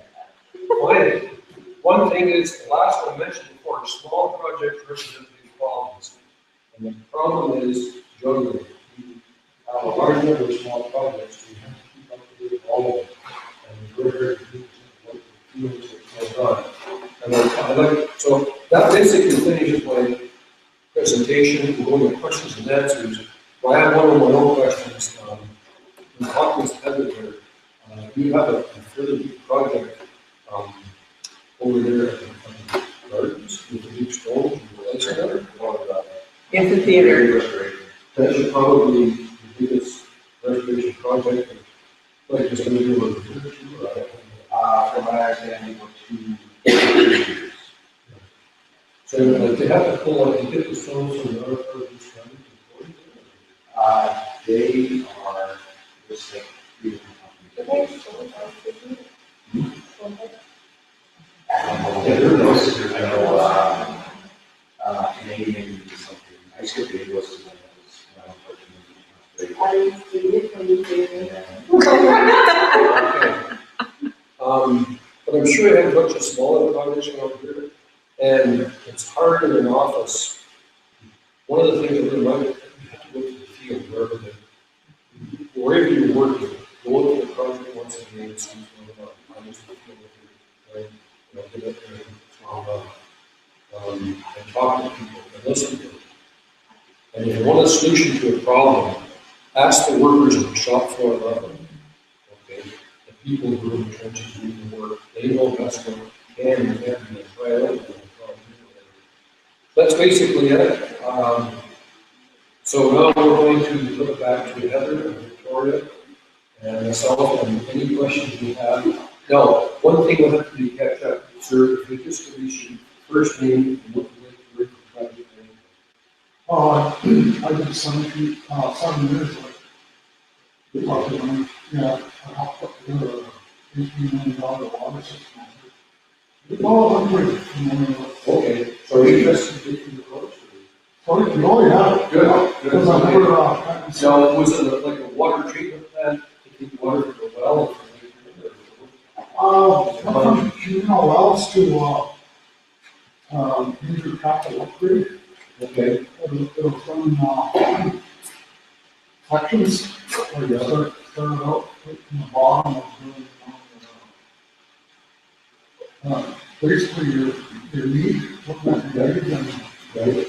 just You figuring. can find your specification, how large it has to be. And I guess the challenge was you had to keep existing wells producing until you switch over. That's the major challenge. Everything got started about 7 years later. Well, I got ongoing processes, well, you know, if your submissions to the major capital funding and stuff like that, you have to be done to 30,000, and up to 150,000, 250,000. And I started climbing and went down to the construction phase of it. And that's when the big money started flowing through. And, so, yeah, lots of proposals and meetings. Did you go for like tenders to different companies to build it, or did you? It was all tenders. Right, okay. Yeah, so, we get a lot of engineers going, even in Northern Affairs, Saudi Dam Council, Right. other project tree all stuff. We call these stakeholders now, your partners. Right. Basically, So, you're a client, so did you have like stages, once you complete tenders, and you get them to 1 year, achieve a goal or a certain, did you have sand that filled Yeah. and coordination and? Put as reference for all that stuff. Yeah. Yeah. Yeah. So is it a separate building here, or is it another pumping station, or what? It's one major pumping station now. And for one big well, or? It's actually just what do you call it, extension of Selectmen's water system. Selectmen, the town. Oh, so that, oh, okay, so it's an extension pipeline. Yeah, there was two wells, six wells up far into the reserve. What year did you start the project? It's like 70. 2001, 2008. So that's about 1 year after water happened. And the issue like split down the water. Same time. Yeah. We got those right away, it took us 7 years. And all the wells were all, there was one tank of sodium with the salt, right? Yeah. There was 5 times the minimum amount of available health standards. And, That's important for people with high blood pressure, because high sodium Oh, yeah. and water will come to also, once you finished your water treatment plant and had it in service, did you like have or decommission existing wells, or did you have them as a backup? yeah, they were all decommissioned. Okay. So basically, they're out of service, and then all new lines all the way down. So you've had experience with project is good. Some of these are younger people who are doing the project for the first time. What type of lessons do you learn from that big project? You know, let them go in your experience. What's important for the project from your perspective, based on your experience? Don't be afraid to ask for help. Because big projects or any type of project, you need people involved.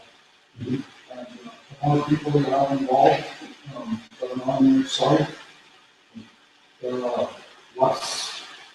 Well, you said why you're looking at the problem and see if there's anything wrong.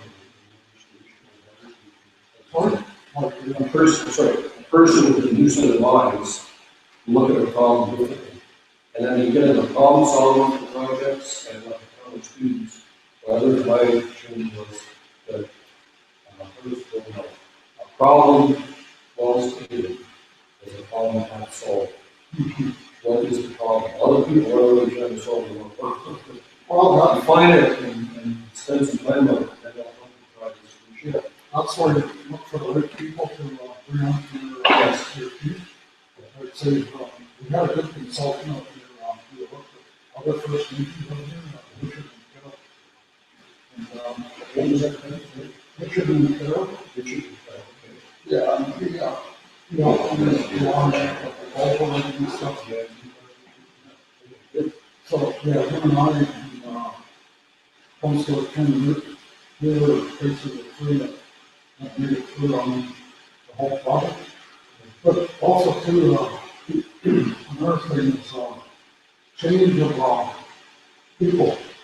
There's always changes. True. There's a lot, you know, different people, that emotion. Yeah. So having that project tree, and, of your, you know, the people in charge of, everything's really important. Got a copy of everything if you want. Okay, good. I think the talk we have there, anyway, you talked about the project tree, was it like this, like a ladder there? It was very small, tree, you can follow on, from, chief and council, for the owners. Oh, maybe it's a little bit of South that. First Nation. Yeah. I've got all the pictures now. Yeah, was it something like this? Yeah, very glad. See, I'm trying to ask these questions because you've done a 7-year project, it's a long one. So one thing, did you find that you had some staff turnover? Did you find that you had a dedicated group of people on the team that would like, keep driving? How did, like, how many people I on the was team? behind it. You were one? Yeah, Sole practitioner? I had to push sometimes, you know, like meetings up and stuff like that. And, yeah, I mean, all kinds of different aspects of it, you know. Good. Okay.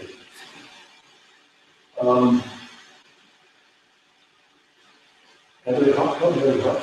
we're going to questions and answers, but I'm just trying to get this on. It's helpful for the Well, to understand it, how the concepts apply, right? Yeah. to the community, so. I'm glad you did this first, that's good. Yeah, I think we need certification on the board, just, have you got it, help them do it, and you know, This is just a time now to ask some questions. Sure.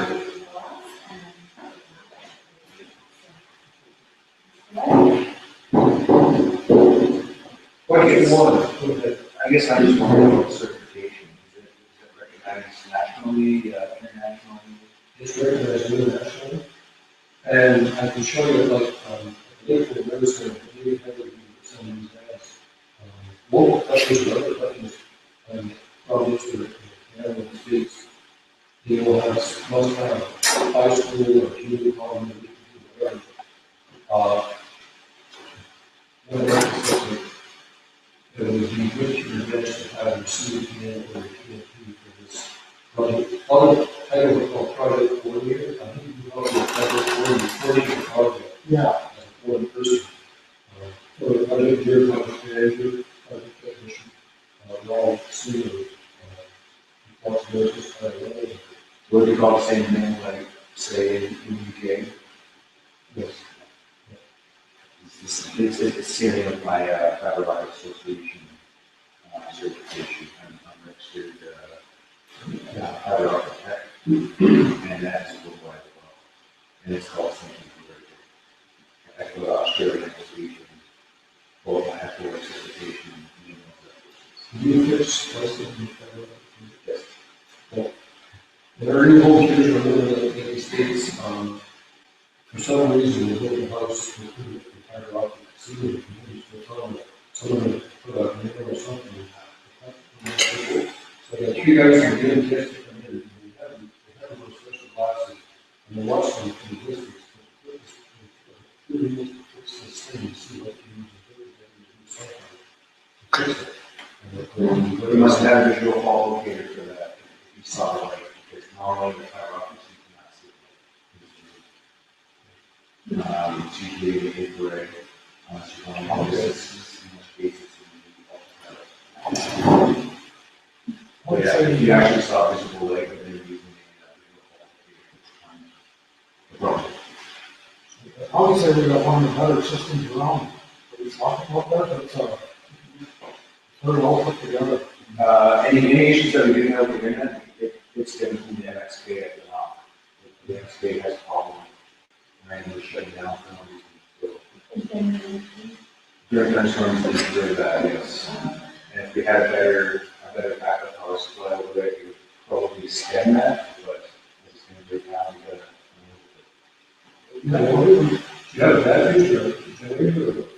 It is on a battery backup, and there is a generator there. Problem with the generator is that somebody has to come in and turn it off. So, we wanted it set up so that it would automatically kick over to the generator power. And the battery that we do have there will last, there's like 6 servers, right? So 6 servers plus the next day plus, everything's called, but that draws a lot of power. And we have 2 battery backups in there. It's not enough to hold. You can do it for like 15 minutes and that's it. It's not. From another perspective, there's in the States and also in Canada, the servers are basically companies, the risk is losing data from computers, so they every night they transfer data to the server or something out there. But that's something, you put a small one here, if you have an entire lot of system, that's some power, you can have this really secure power supply, and you can have a business of bringing in data from other firms to this world. Just off. If we do something like that, though, we have to have a stable system that will not do that. Is there any real idea? Yeah. That was really well, years ago. Yeah, it makes things be more reliable. Good. Good. Question 2. I'm sorry. What is the demand for project management? So I just looked on Indeed, and I looked across Canada, and then at 42,557 project management jobs. I mean, that's from engineering, project management engineers, looking for that, to working for customer management, there's kind of co-op internships, areas, to Vancouver, Montreal, London, IBM, IBM. So I mean, we're really ranges, GE, power and water, and food world. So it really does range for sure. So if you go to that Indeed, so it's indeed.ca, it's a good, I like that website because they pull from different websites and pull from the job and Is that for website? it's a, yeah, job search website.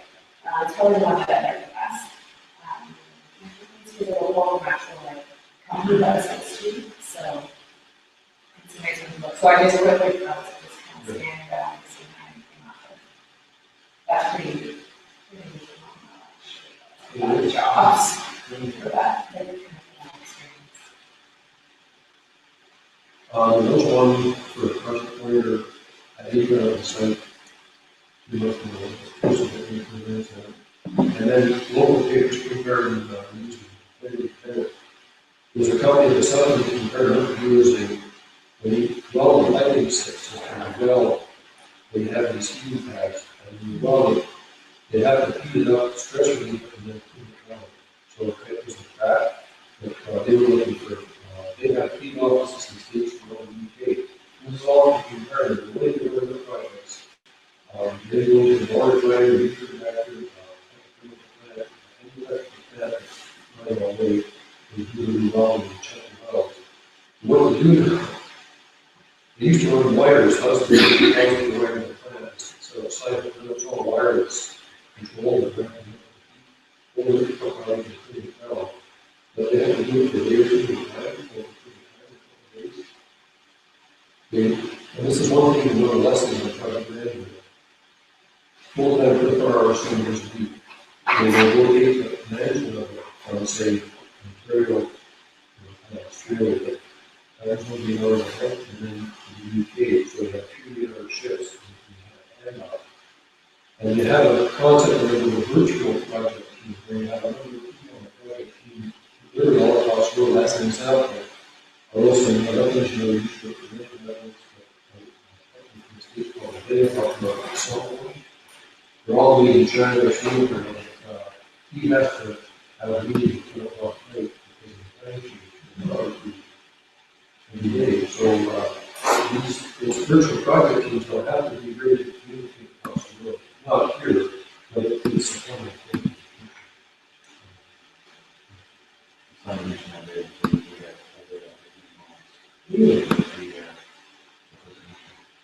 No, we'll have to see what Probably want to make it well. I just want to look at this. Okay. Question 3, please. What's the next question?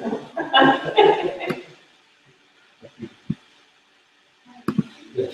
What's your name? Second. Okay, second. What's your question?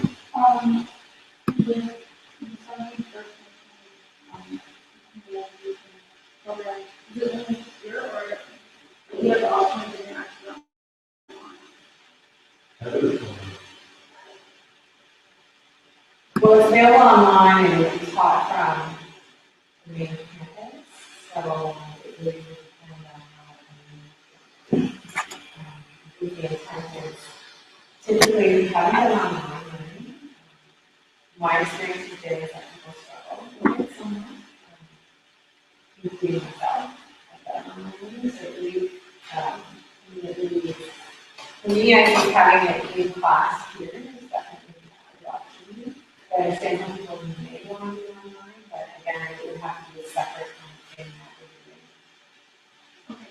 And how long is the actual classes?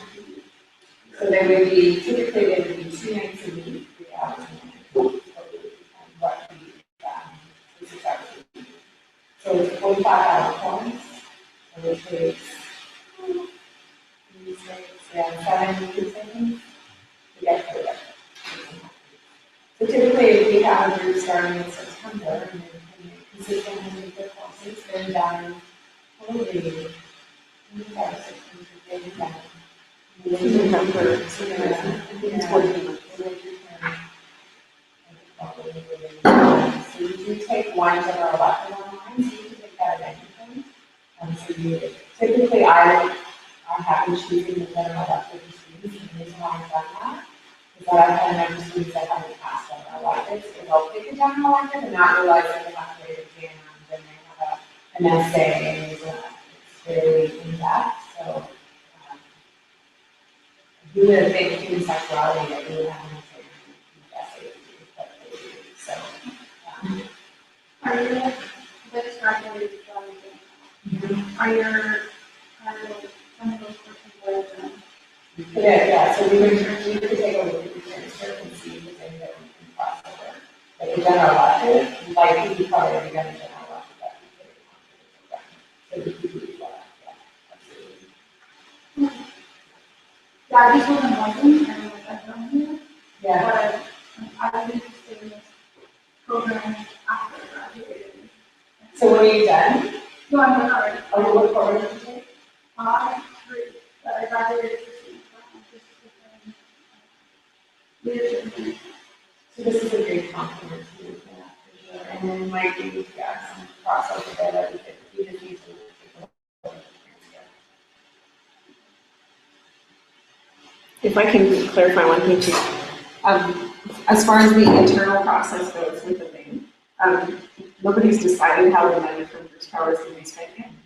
So it kind of depends, no, but it's because we're kind of waiting to see how much interest there is and what we should spend it on, and it's a group decision, like, it's not, they've given $40,000 towards whatever the community wants to do with this. So,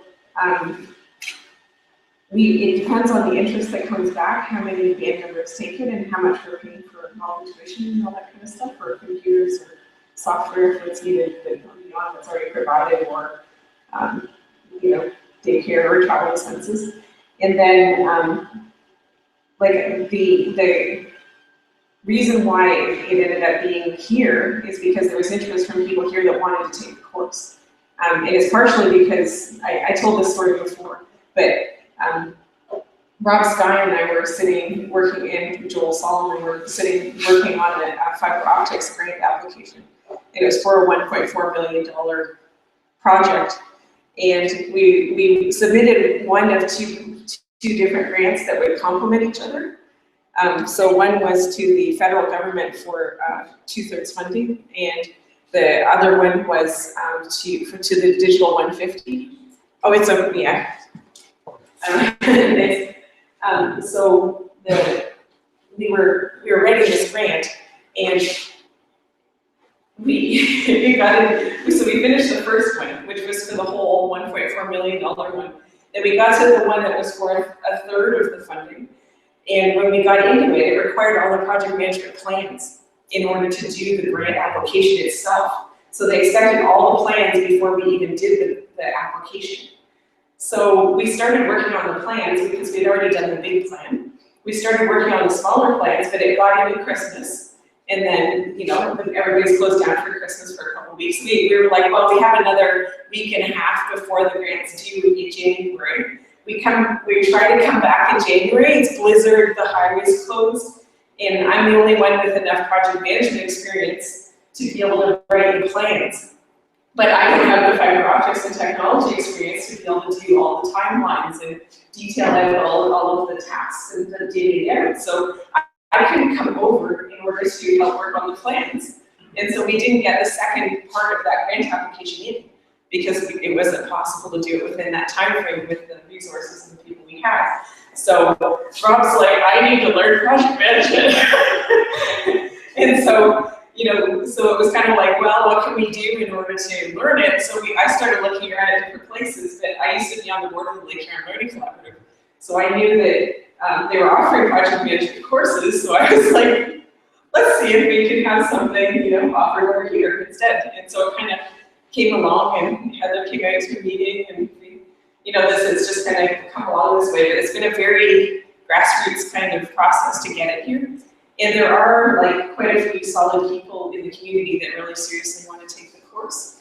And then but we really need to know pretty soon how many want to take the introductory course in the fall, because then we'd like to be able to offer it to the Cape as like for more people to be able to come and take it if there isn't as much interest. There's 20 spots for people to be able to take it from Fanshawe's. Like otherwise it gets too much for an instructor to be able to help everyone in the course. There's the PMI branchers have offered, they'll come over and mentor people or help out, and they're a resource, and there's lots of them that are really interested. Fanshawe has also offered support from their project management group with their people that would be able to offer support more from a distance, but that there's just a lot of support, and because everybody knows that this is an important field to have experience in, and the skills and knowledge, as you can kind of see from this stuff, is really useful, partially because it allows the community to manage its own big, right, and to have the skills and the background of people here to be able to do what everyone here wants. So it's kind of like, if this is a capacity building course for here, because it just allows more self-determination, right? It allows more autonomy within the community.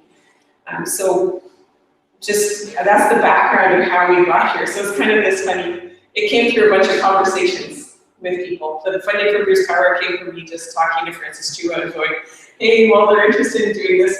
This is kind of some conversations we've been having. And the next day he goes to one meeting, and the next day he goes to another meeting. By the end of the next 2 days, there's $40,000 there. So, like sometimes these things are just kind of happen in the way they do, and it's a nice thing to see so much support happening from so many different places. So just to comment on, like you had to write a project management plan, but before you even take the course. There were 7. Sure. 7 what? There were 7 plans we had to write.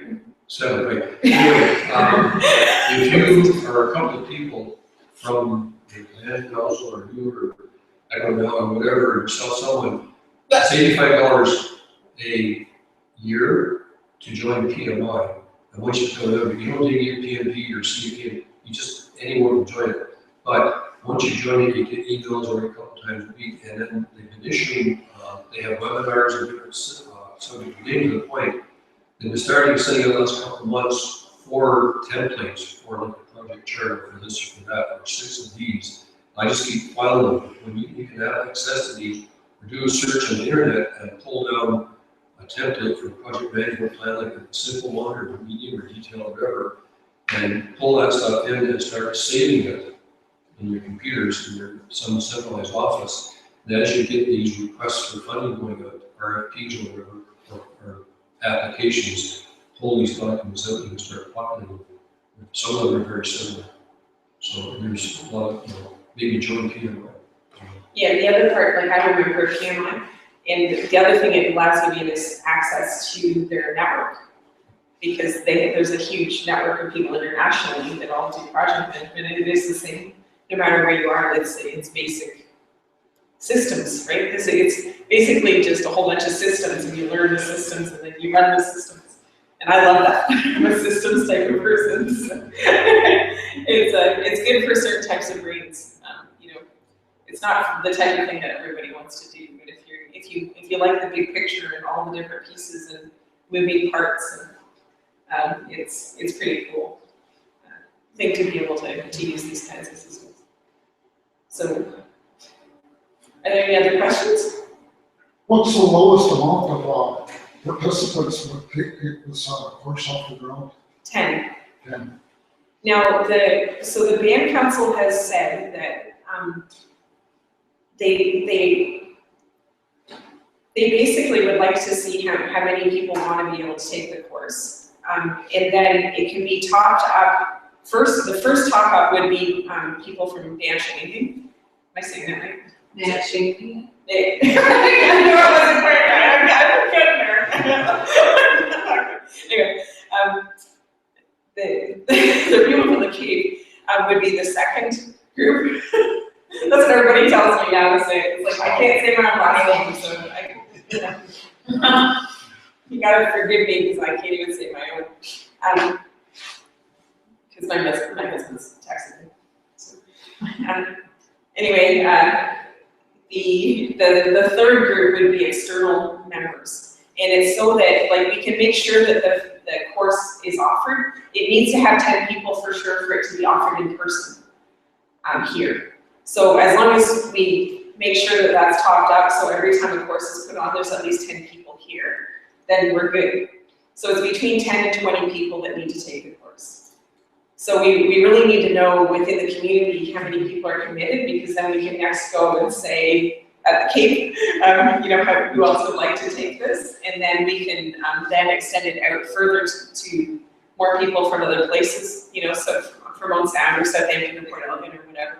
Because there's a lot of people that want to be able to take it in person, especially in rural areas. You know, it's hard to take in-person ongoing education, and this is something that tons of people want to learn because it is so useful and it's so needed in so many different things that if it was opened up, we'd probably get more people coming in here to take it. And then, you know, it could be a good problem to have. It's not a problem, but like you could have somebody coming from RBW and Owen Sound and then bringing in a whole different type of background and experience that, you know, you could learn from, or you could learn from, you know what I mean? Like, you can bring it in from different places, or you might get some more people from Bruce Power coming here to take it, and then they're like learning alongside everyone else, right? You know, like it's more networking and exposure to real world situations where you're using project management in different places. So I think all of the ways that this could work out are good, and like Heather was great to negotiate with me and try to figure out something that would work well for here. It keeps it flexible, and it makes it so the band is only paying for what the members want to take, right? So anyone that wasn't from the band, they would be paying for their own seat. So it would be, because I know I have people that drive from Port Elgin to Kincardine, they would prefer to take it in Southampton if they had that option, then we drive all the way to Kincardine in January. So, so I just, like, I know that there's probably people in the community of Southampton and Port Elgin that certainly would look at. And the other thing that can happen is, like, so basically what the plan right now is, and it's a tentative plan, would be to offer the 7 courses in a row, which would take 14 months. So it's about 2 months of course, right? But we could offer the introductory course again, say in January. If some people took the course and they took it for the 2 months and passed it, and then other people in the community said, well, I really want to take that, then they could take the introductory course, and then they'd be able to come into one of the 6 other courses, because the only prerequisite to the other courses is to take the introductory one, if that makes sense, right? So as long as you take the number 1 course, then you can do the other ones. So if we needed to, we could get another contingent of 10 people into January, start that one in January at the same time as we were doing human resources or something like project management, right? And then those people would be able to jump into the next course that was being offered. And so it kind of allows that rotation. And the other thing is that the courses are online as well. So if people want to catch up by taking it online, they can also do that. And then they'd be able to jump into the in-person ones later too. Yep. Okay, so the 5 courses here are mandatory ones, right? There's 1, yeah, and the general elective, which actually 6. So 5 plus 1. 6. 5 plus 1? Yeah. And then, where's the one elective? General elective, yeah. Oh, sorry, no, there's 2 general electives, I'm missing 2 general electives. Yeah, I see that here. And then how do you choose which general elective is taught then? Is that like a class decision, or do you pick one? Yeah, what we've done in Kincardine, we teach them in person, and it's something that Fanshawe College will need to own that course, so that then we would say, these are the courses that we can choose from. We're gonna do it in class, so we would need to have 10 people committed to coming in class to do that course. So it's the same idea. So we did art of negotiation, for example. I had 10 students in Kincardine that wanted to do art of negotiation. And then I think we ended up with 12 students, and we offered it in class, because the students really wanted to be able to do it in class. They did try to negotiate another general elective in class, but I kind of And the only reason why I couldn't do it in class is we didn't have space in kindergarten to do it, so. It's because they haven't learned the art of negotiation yet. Yeah. So they tried to negotiate, and one student emailed me, well, I get 10. Can we offer it? And I'm like, well, I'd love to, but we don't have space, like classroom space. So we'll have to pick like the similar ones. Yeah, so the things I think with, I would probably recommend Cockrell for students, so. But it will be, like, it'll be a group discussion at that point. Yeah. What everybody wants to do and how it's chosen, but having an in-person class, like, is a huge bonus for them. I was just curious, like, if we got to pick or how it was gonna be that kind of thing. Yeah, so that's for the general elective we described. Yeah. Yeah, so at the end of the 5, right, there's Yeah, 5 five. prescribed courses. Yeah, and some And then- people, I know, like some students, have decided that they wanted to do their general electives while they're eliminate courses, so then, once they've done their 5 courses, they've done their 2 general electives, they're ready to graduate, they're ready to get their certificate, so everybody does it differently, and that's okay, there's definitely flexibility around that, but certainly in class, then we would be looking at doing it after we're done the 5 core courses. The other thing too is, and Jane, correct me if I'm wrong, but from my understanding, when you take the certificate from Fanshawe, it's a certificate course from the college. But in order to be certified, you have to take an exam. And so that being that CAPM, is that, that's the career? Yeah, if you want to have that designation, then you have to take an exam and you have to have the project management experience enough to be able to get that level. So it's a great step in order to really do project management, but in the project management field, in order to have certification, you have to have experience as well. It can't just be academic learning, it has to be a coupling of actually running projects as well, because it makes sense, right? It's practical, like being a mechanic. You can't just become a mechanic by going to school, you actually have to put in all your hours being an intern. If that's the right term when you're trying to be a mechanic. Apprentice, that's it. My cousin is a diesel mechanic, I don't know why I wouldn't do that, but, Okay. Any other questions? Just a question with regards to scheduling. Nothing set in stone yet, right? But I think we're proposing Tuesday and Thursday nights, right now. And, I swear that's gonna be either Monday or Wednesday, so I'm not sure that. well, there we go, Tuesday and Thursday. And if you know people that are really seriously interested, let Brad know. He's the main contact person for the community. And we need to kind of put out a survey too to make sure that the nights are good for people and to see what people need. If people need a laptop, for instance, to have at home, to be able to use to do it, like we can adjust the funding based on what the needs of the people are. And if people do need the tuition support, for it, and, if they plan to take all 7 courses, if they just want to take the first one and see how it goes, like those types of things would be just good for us to know. It's not like a major commitment that you have to do, but it gives us a better idea of how to use the funding that we have. And also if we need to try to get more funding for later to be able to deal with more seats as we go along, or if the other needs come up for people.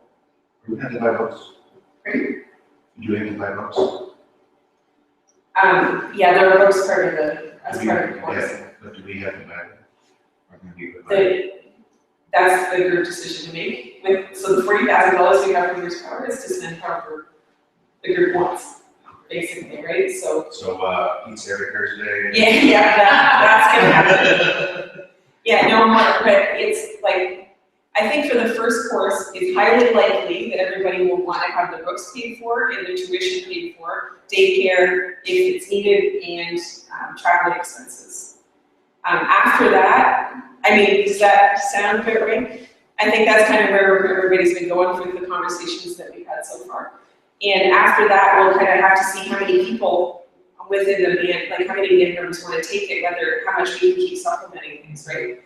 I would imagine that the group would decide that tuition is a priority for people to get paid in books, but maybe not as much the other parts of it. I don't know, like it'll be up to who's taking it and how many people there are.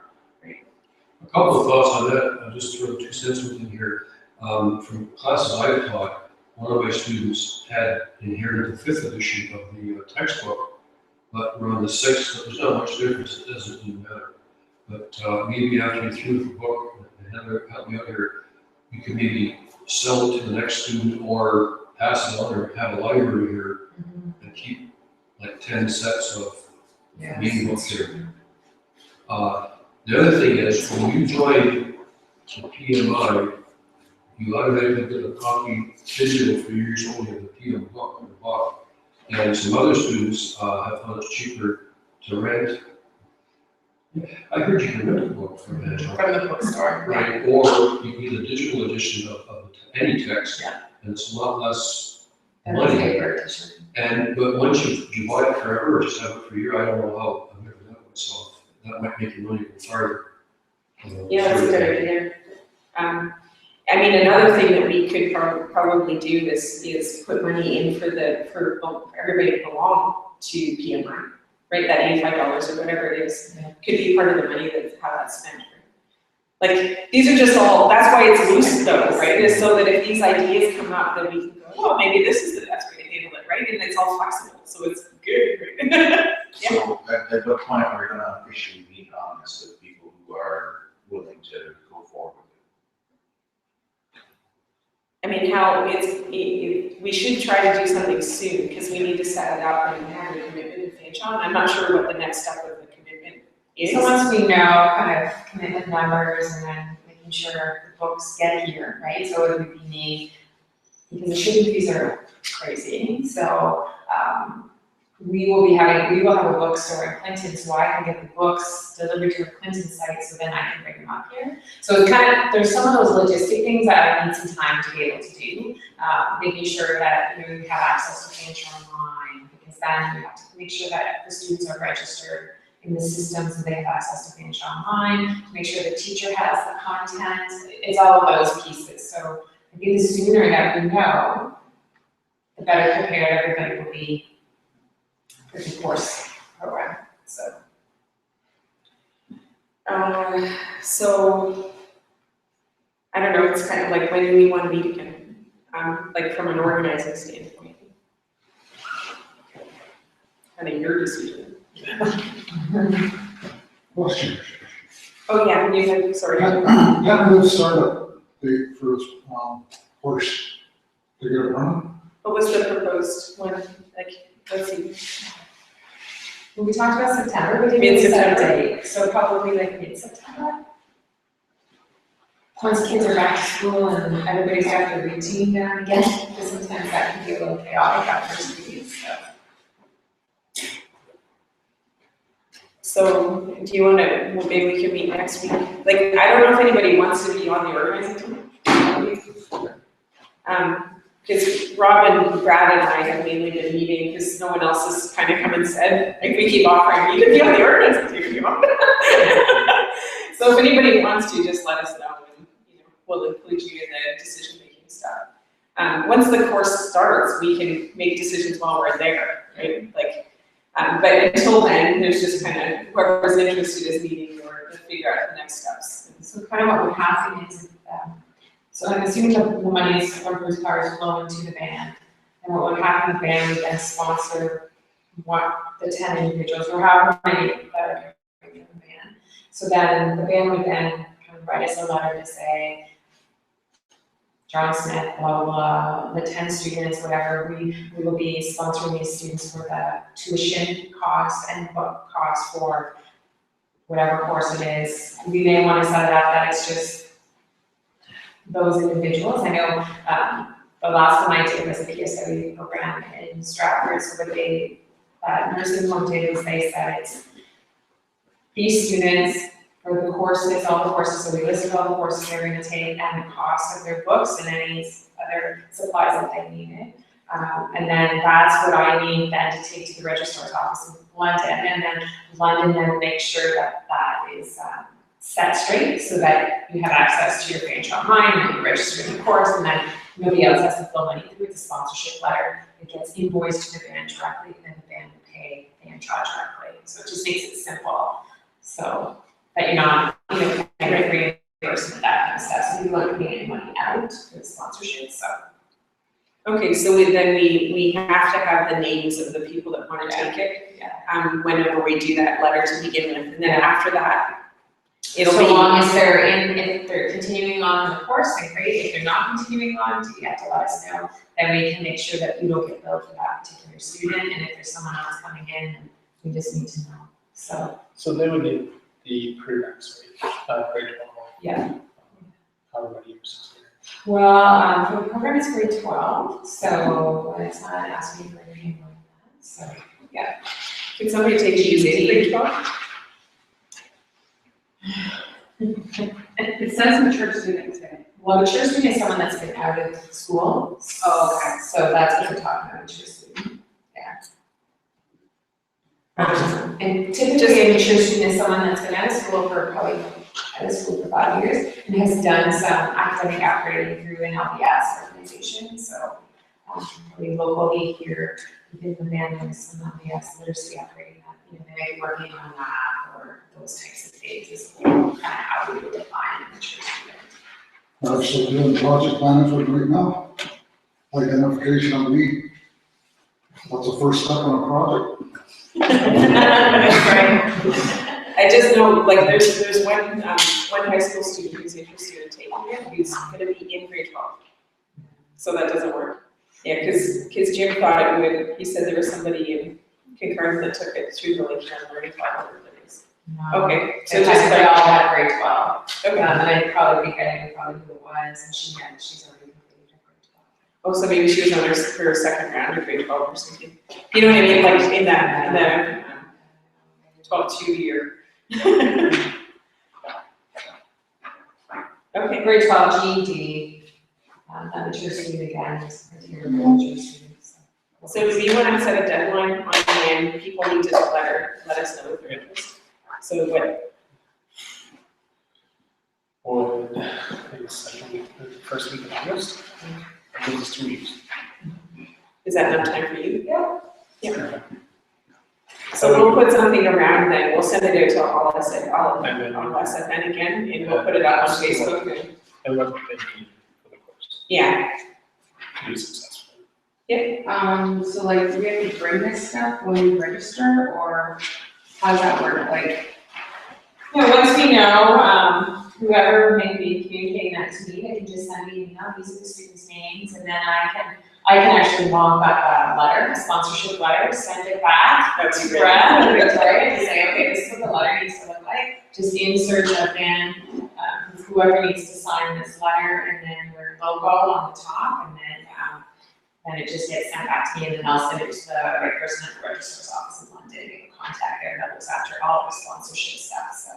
It's kind of like, it's kind of, we do it very often in our campuses, like our sites right here, because a lot of our students are, you know, adult learners, so they're either coming back to the workforce, or they haven't been working in a while, so there's other funding sources they're utilizing. A targeted older workers program is a common one that we do sponsorship for training, so the Ontario Canada Jobs Grant, that's how we did training for the personal support worker program that the employer then did the sponsorship, so once I have the meetings, then we assign the students, they get a student number, and then they'll get their course added to the Fanch Online, and then they'll get access to the Fanch Online.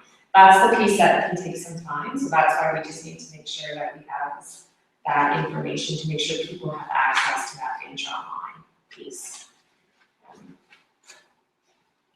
Okay, great, so clear as mud for everybody? So our next deadline is gonna be around the start of August, with knowing for sure who's interested, so we can get that first letter off. And we'll have a meeting next week, maybe, with the organizing team to try to figure out the next steps of what we're gonna do, but the earlier we know the interest, the better we can plan for making sure that we have stuff like childcare and things like that. sometimes more than 20 people interested? Then we have to go off the course again. Yeah. We can deal with that problem if we have it. Okay. Yeah. You need to be very clear too about what the requirements are.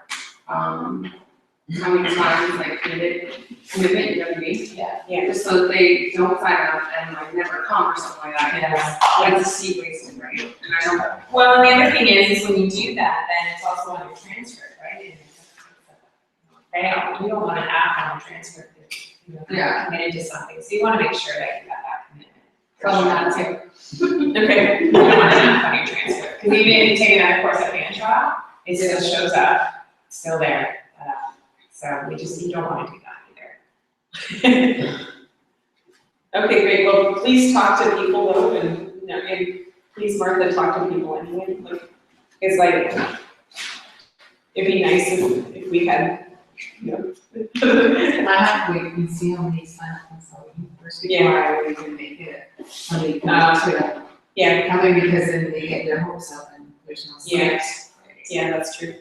So we try to get the interested early, because then we can go and offer it elsewhere. To our friends. And one more question that's totally off topic here. Technical background for the course. There's some people who have a background in education. Would project management kind of be in that realm for them? You wouldn't expect it to be, but I think the answer would be a yes, because one of my students in my second class looked at the Breeders' Health Unit, which is its own more medical health and science. And I asked her, why are you taking this course like my students at the start of the course? And she just said, I thought it would help me in my career in the health unit. I thought, when I was in council, I was a trained counselor, and I used to go once a month to Old Sound. And they have all sorts of programs, smoking cessation, alcohol and drug treatment. There's all these early mothers and all the medical types of treatment programs available through them. Someone has to organize that. They have a worker school put into effect, but someone has to plan it. Some of those programs are contingent on prevention of federal money to fund. So once again, we have to go through that application. And Dr. Hazel Lynn is very skilled in anyone for different projects to do. So I'm saying for the healthcare system, yes, and I would probably think for education too. And one thing is there's a big push on for adult learning education, like these courses, but there's people like Victoria, thank you, who have to do organization, presentations like this to Mr. Baldwin. So I think the answer is yes. Yeah, for sure with education, I think I can speak to that in the sense of my job. Yeah. Because I coordinate Exactly. project management, personal skills, welding techniques, industrial millwright. And then I'm doing like 3 or 4 classes at PSW in 3 or 4 different communities. So tomorrow I'm in Stratford, because I need to go and talk with a personal support worker in Stratford. So it's kind of, and then all of those pieces are, it comes back to these certain pieces. And in my head, I'm like, I really should take this course. I keep talking about it, I really should take it. So yeah, absolutely. Thank you. Thank you. Funding sources love paper. They love people that are organized. Yeah, and if you can write a proposal, you're gonna do a lot of damage. Well, thanks, everybody. Thank you.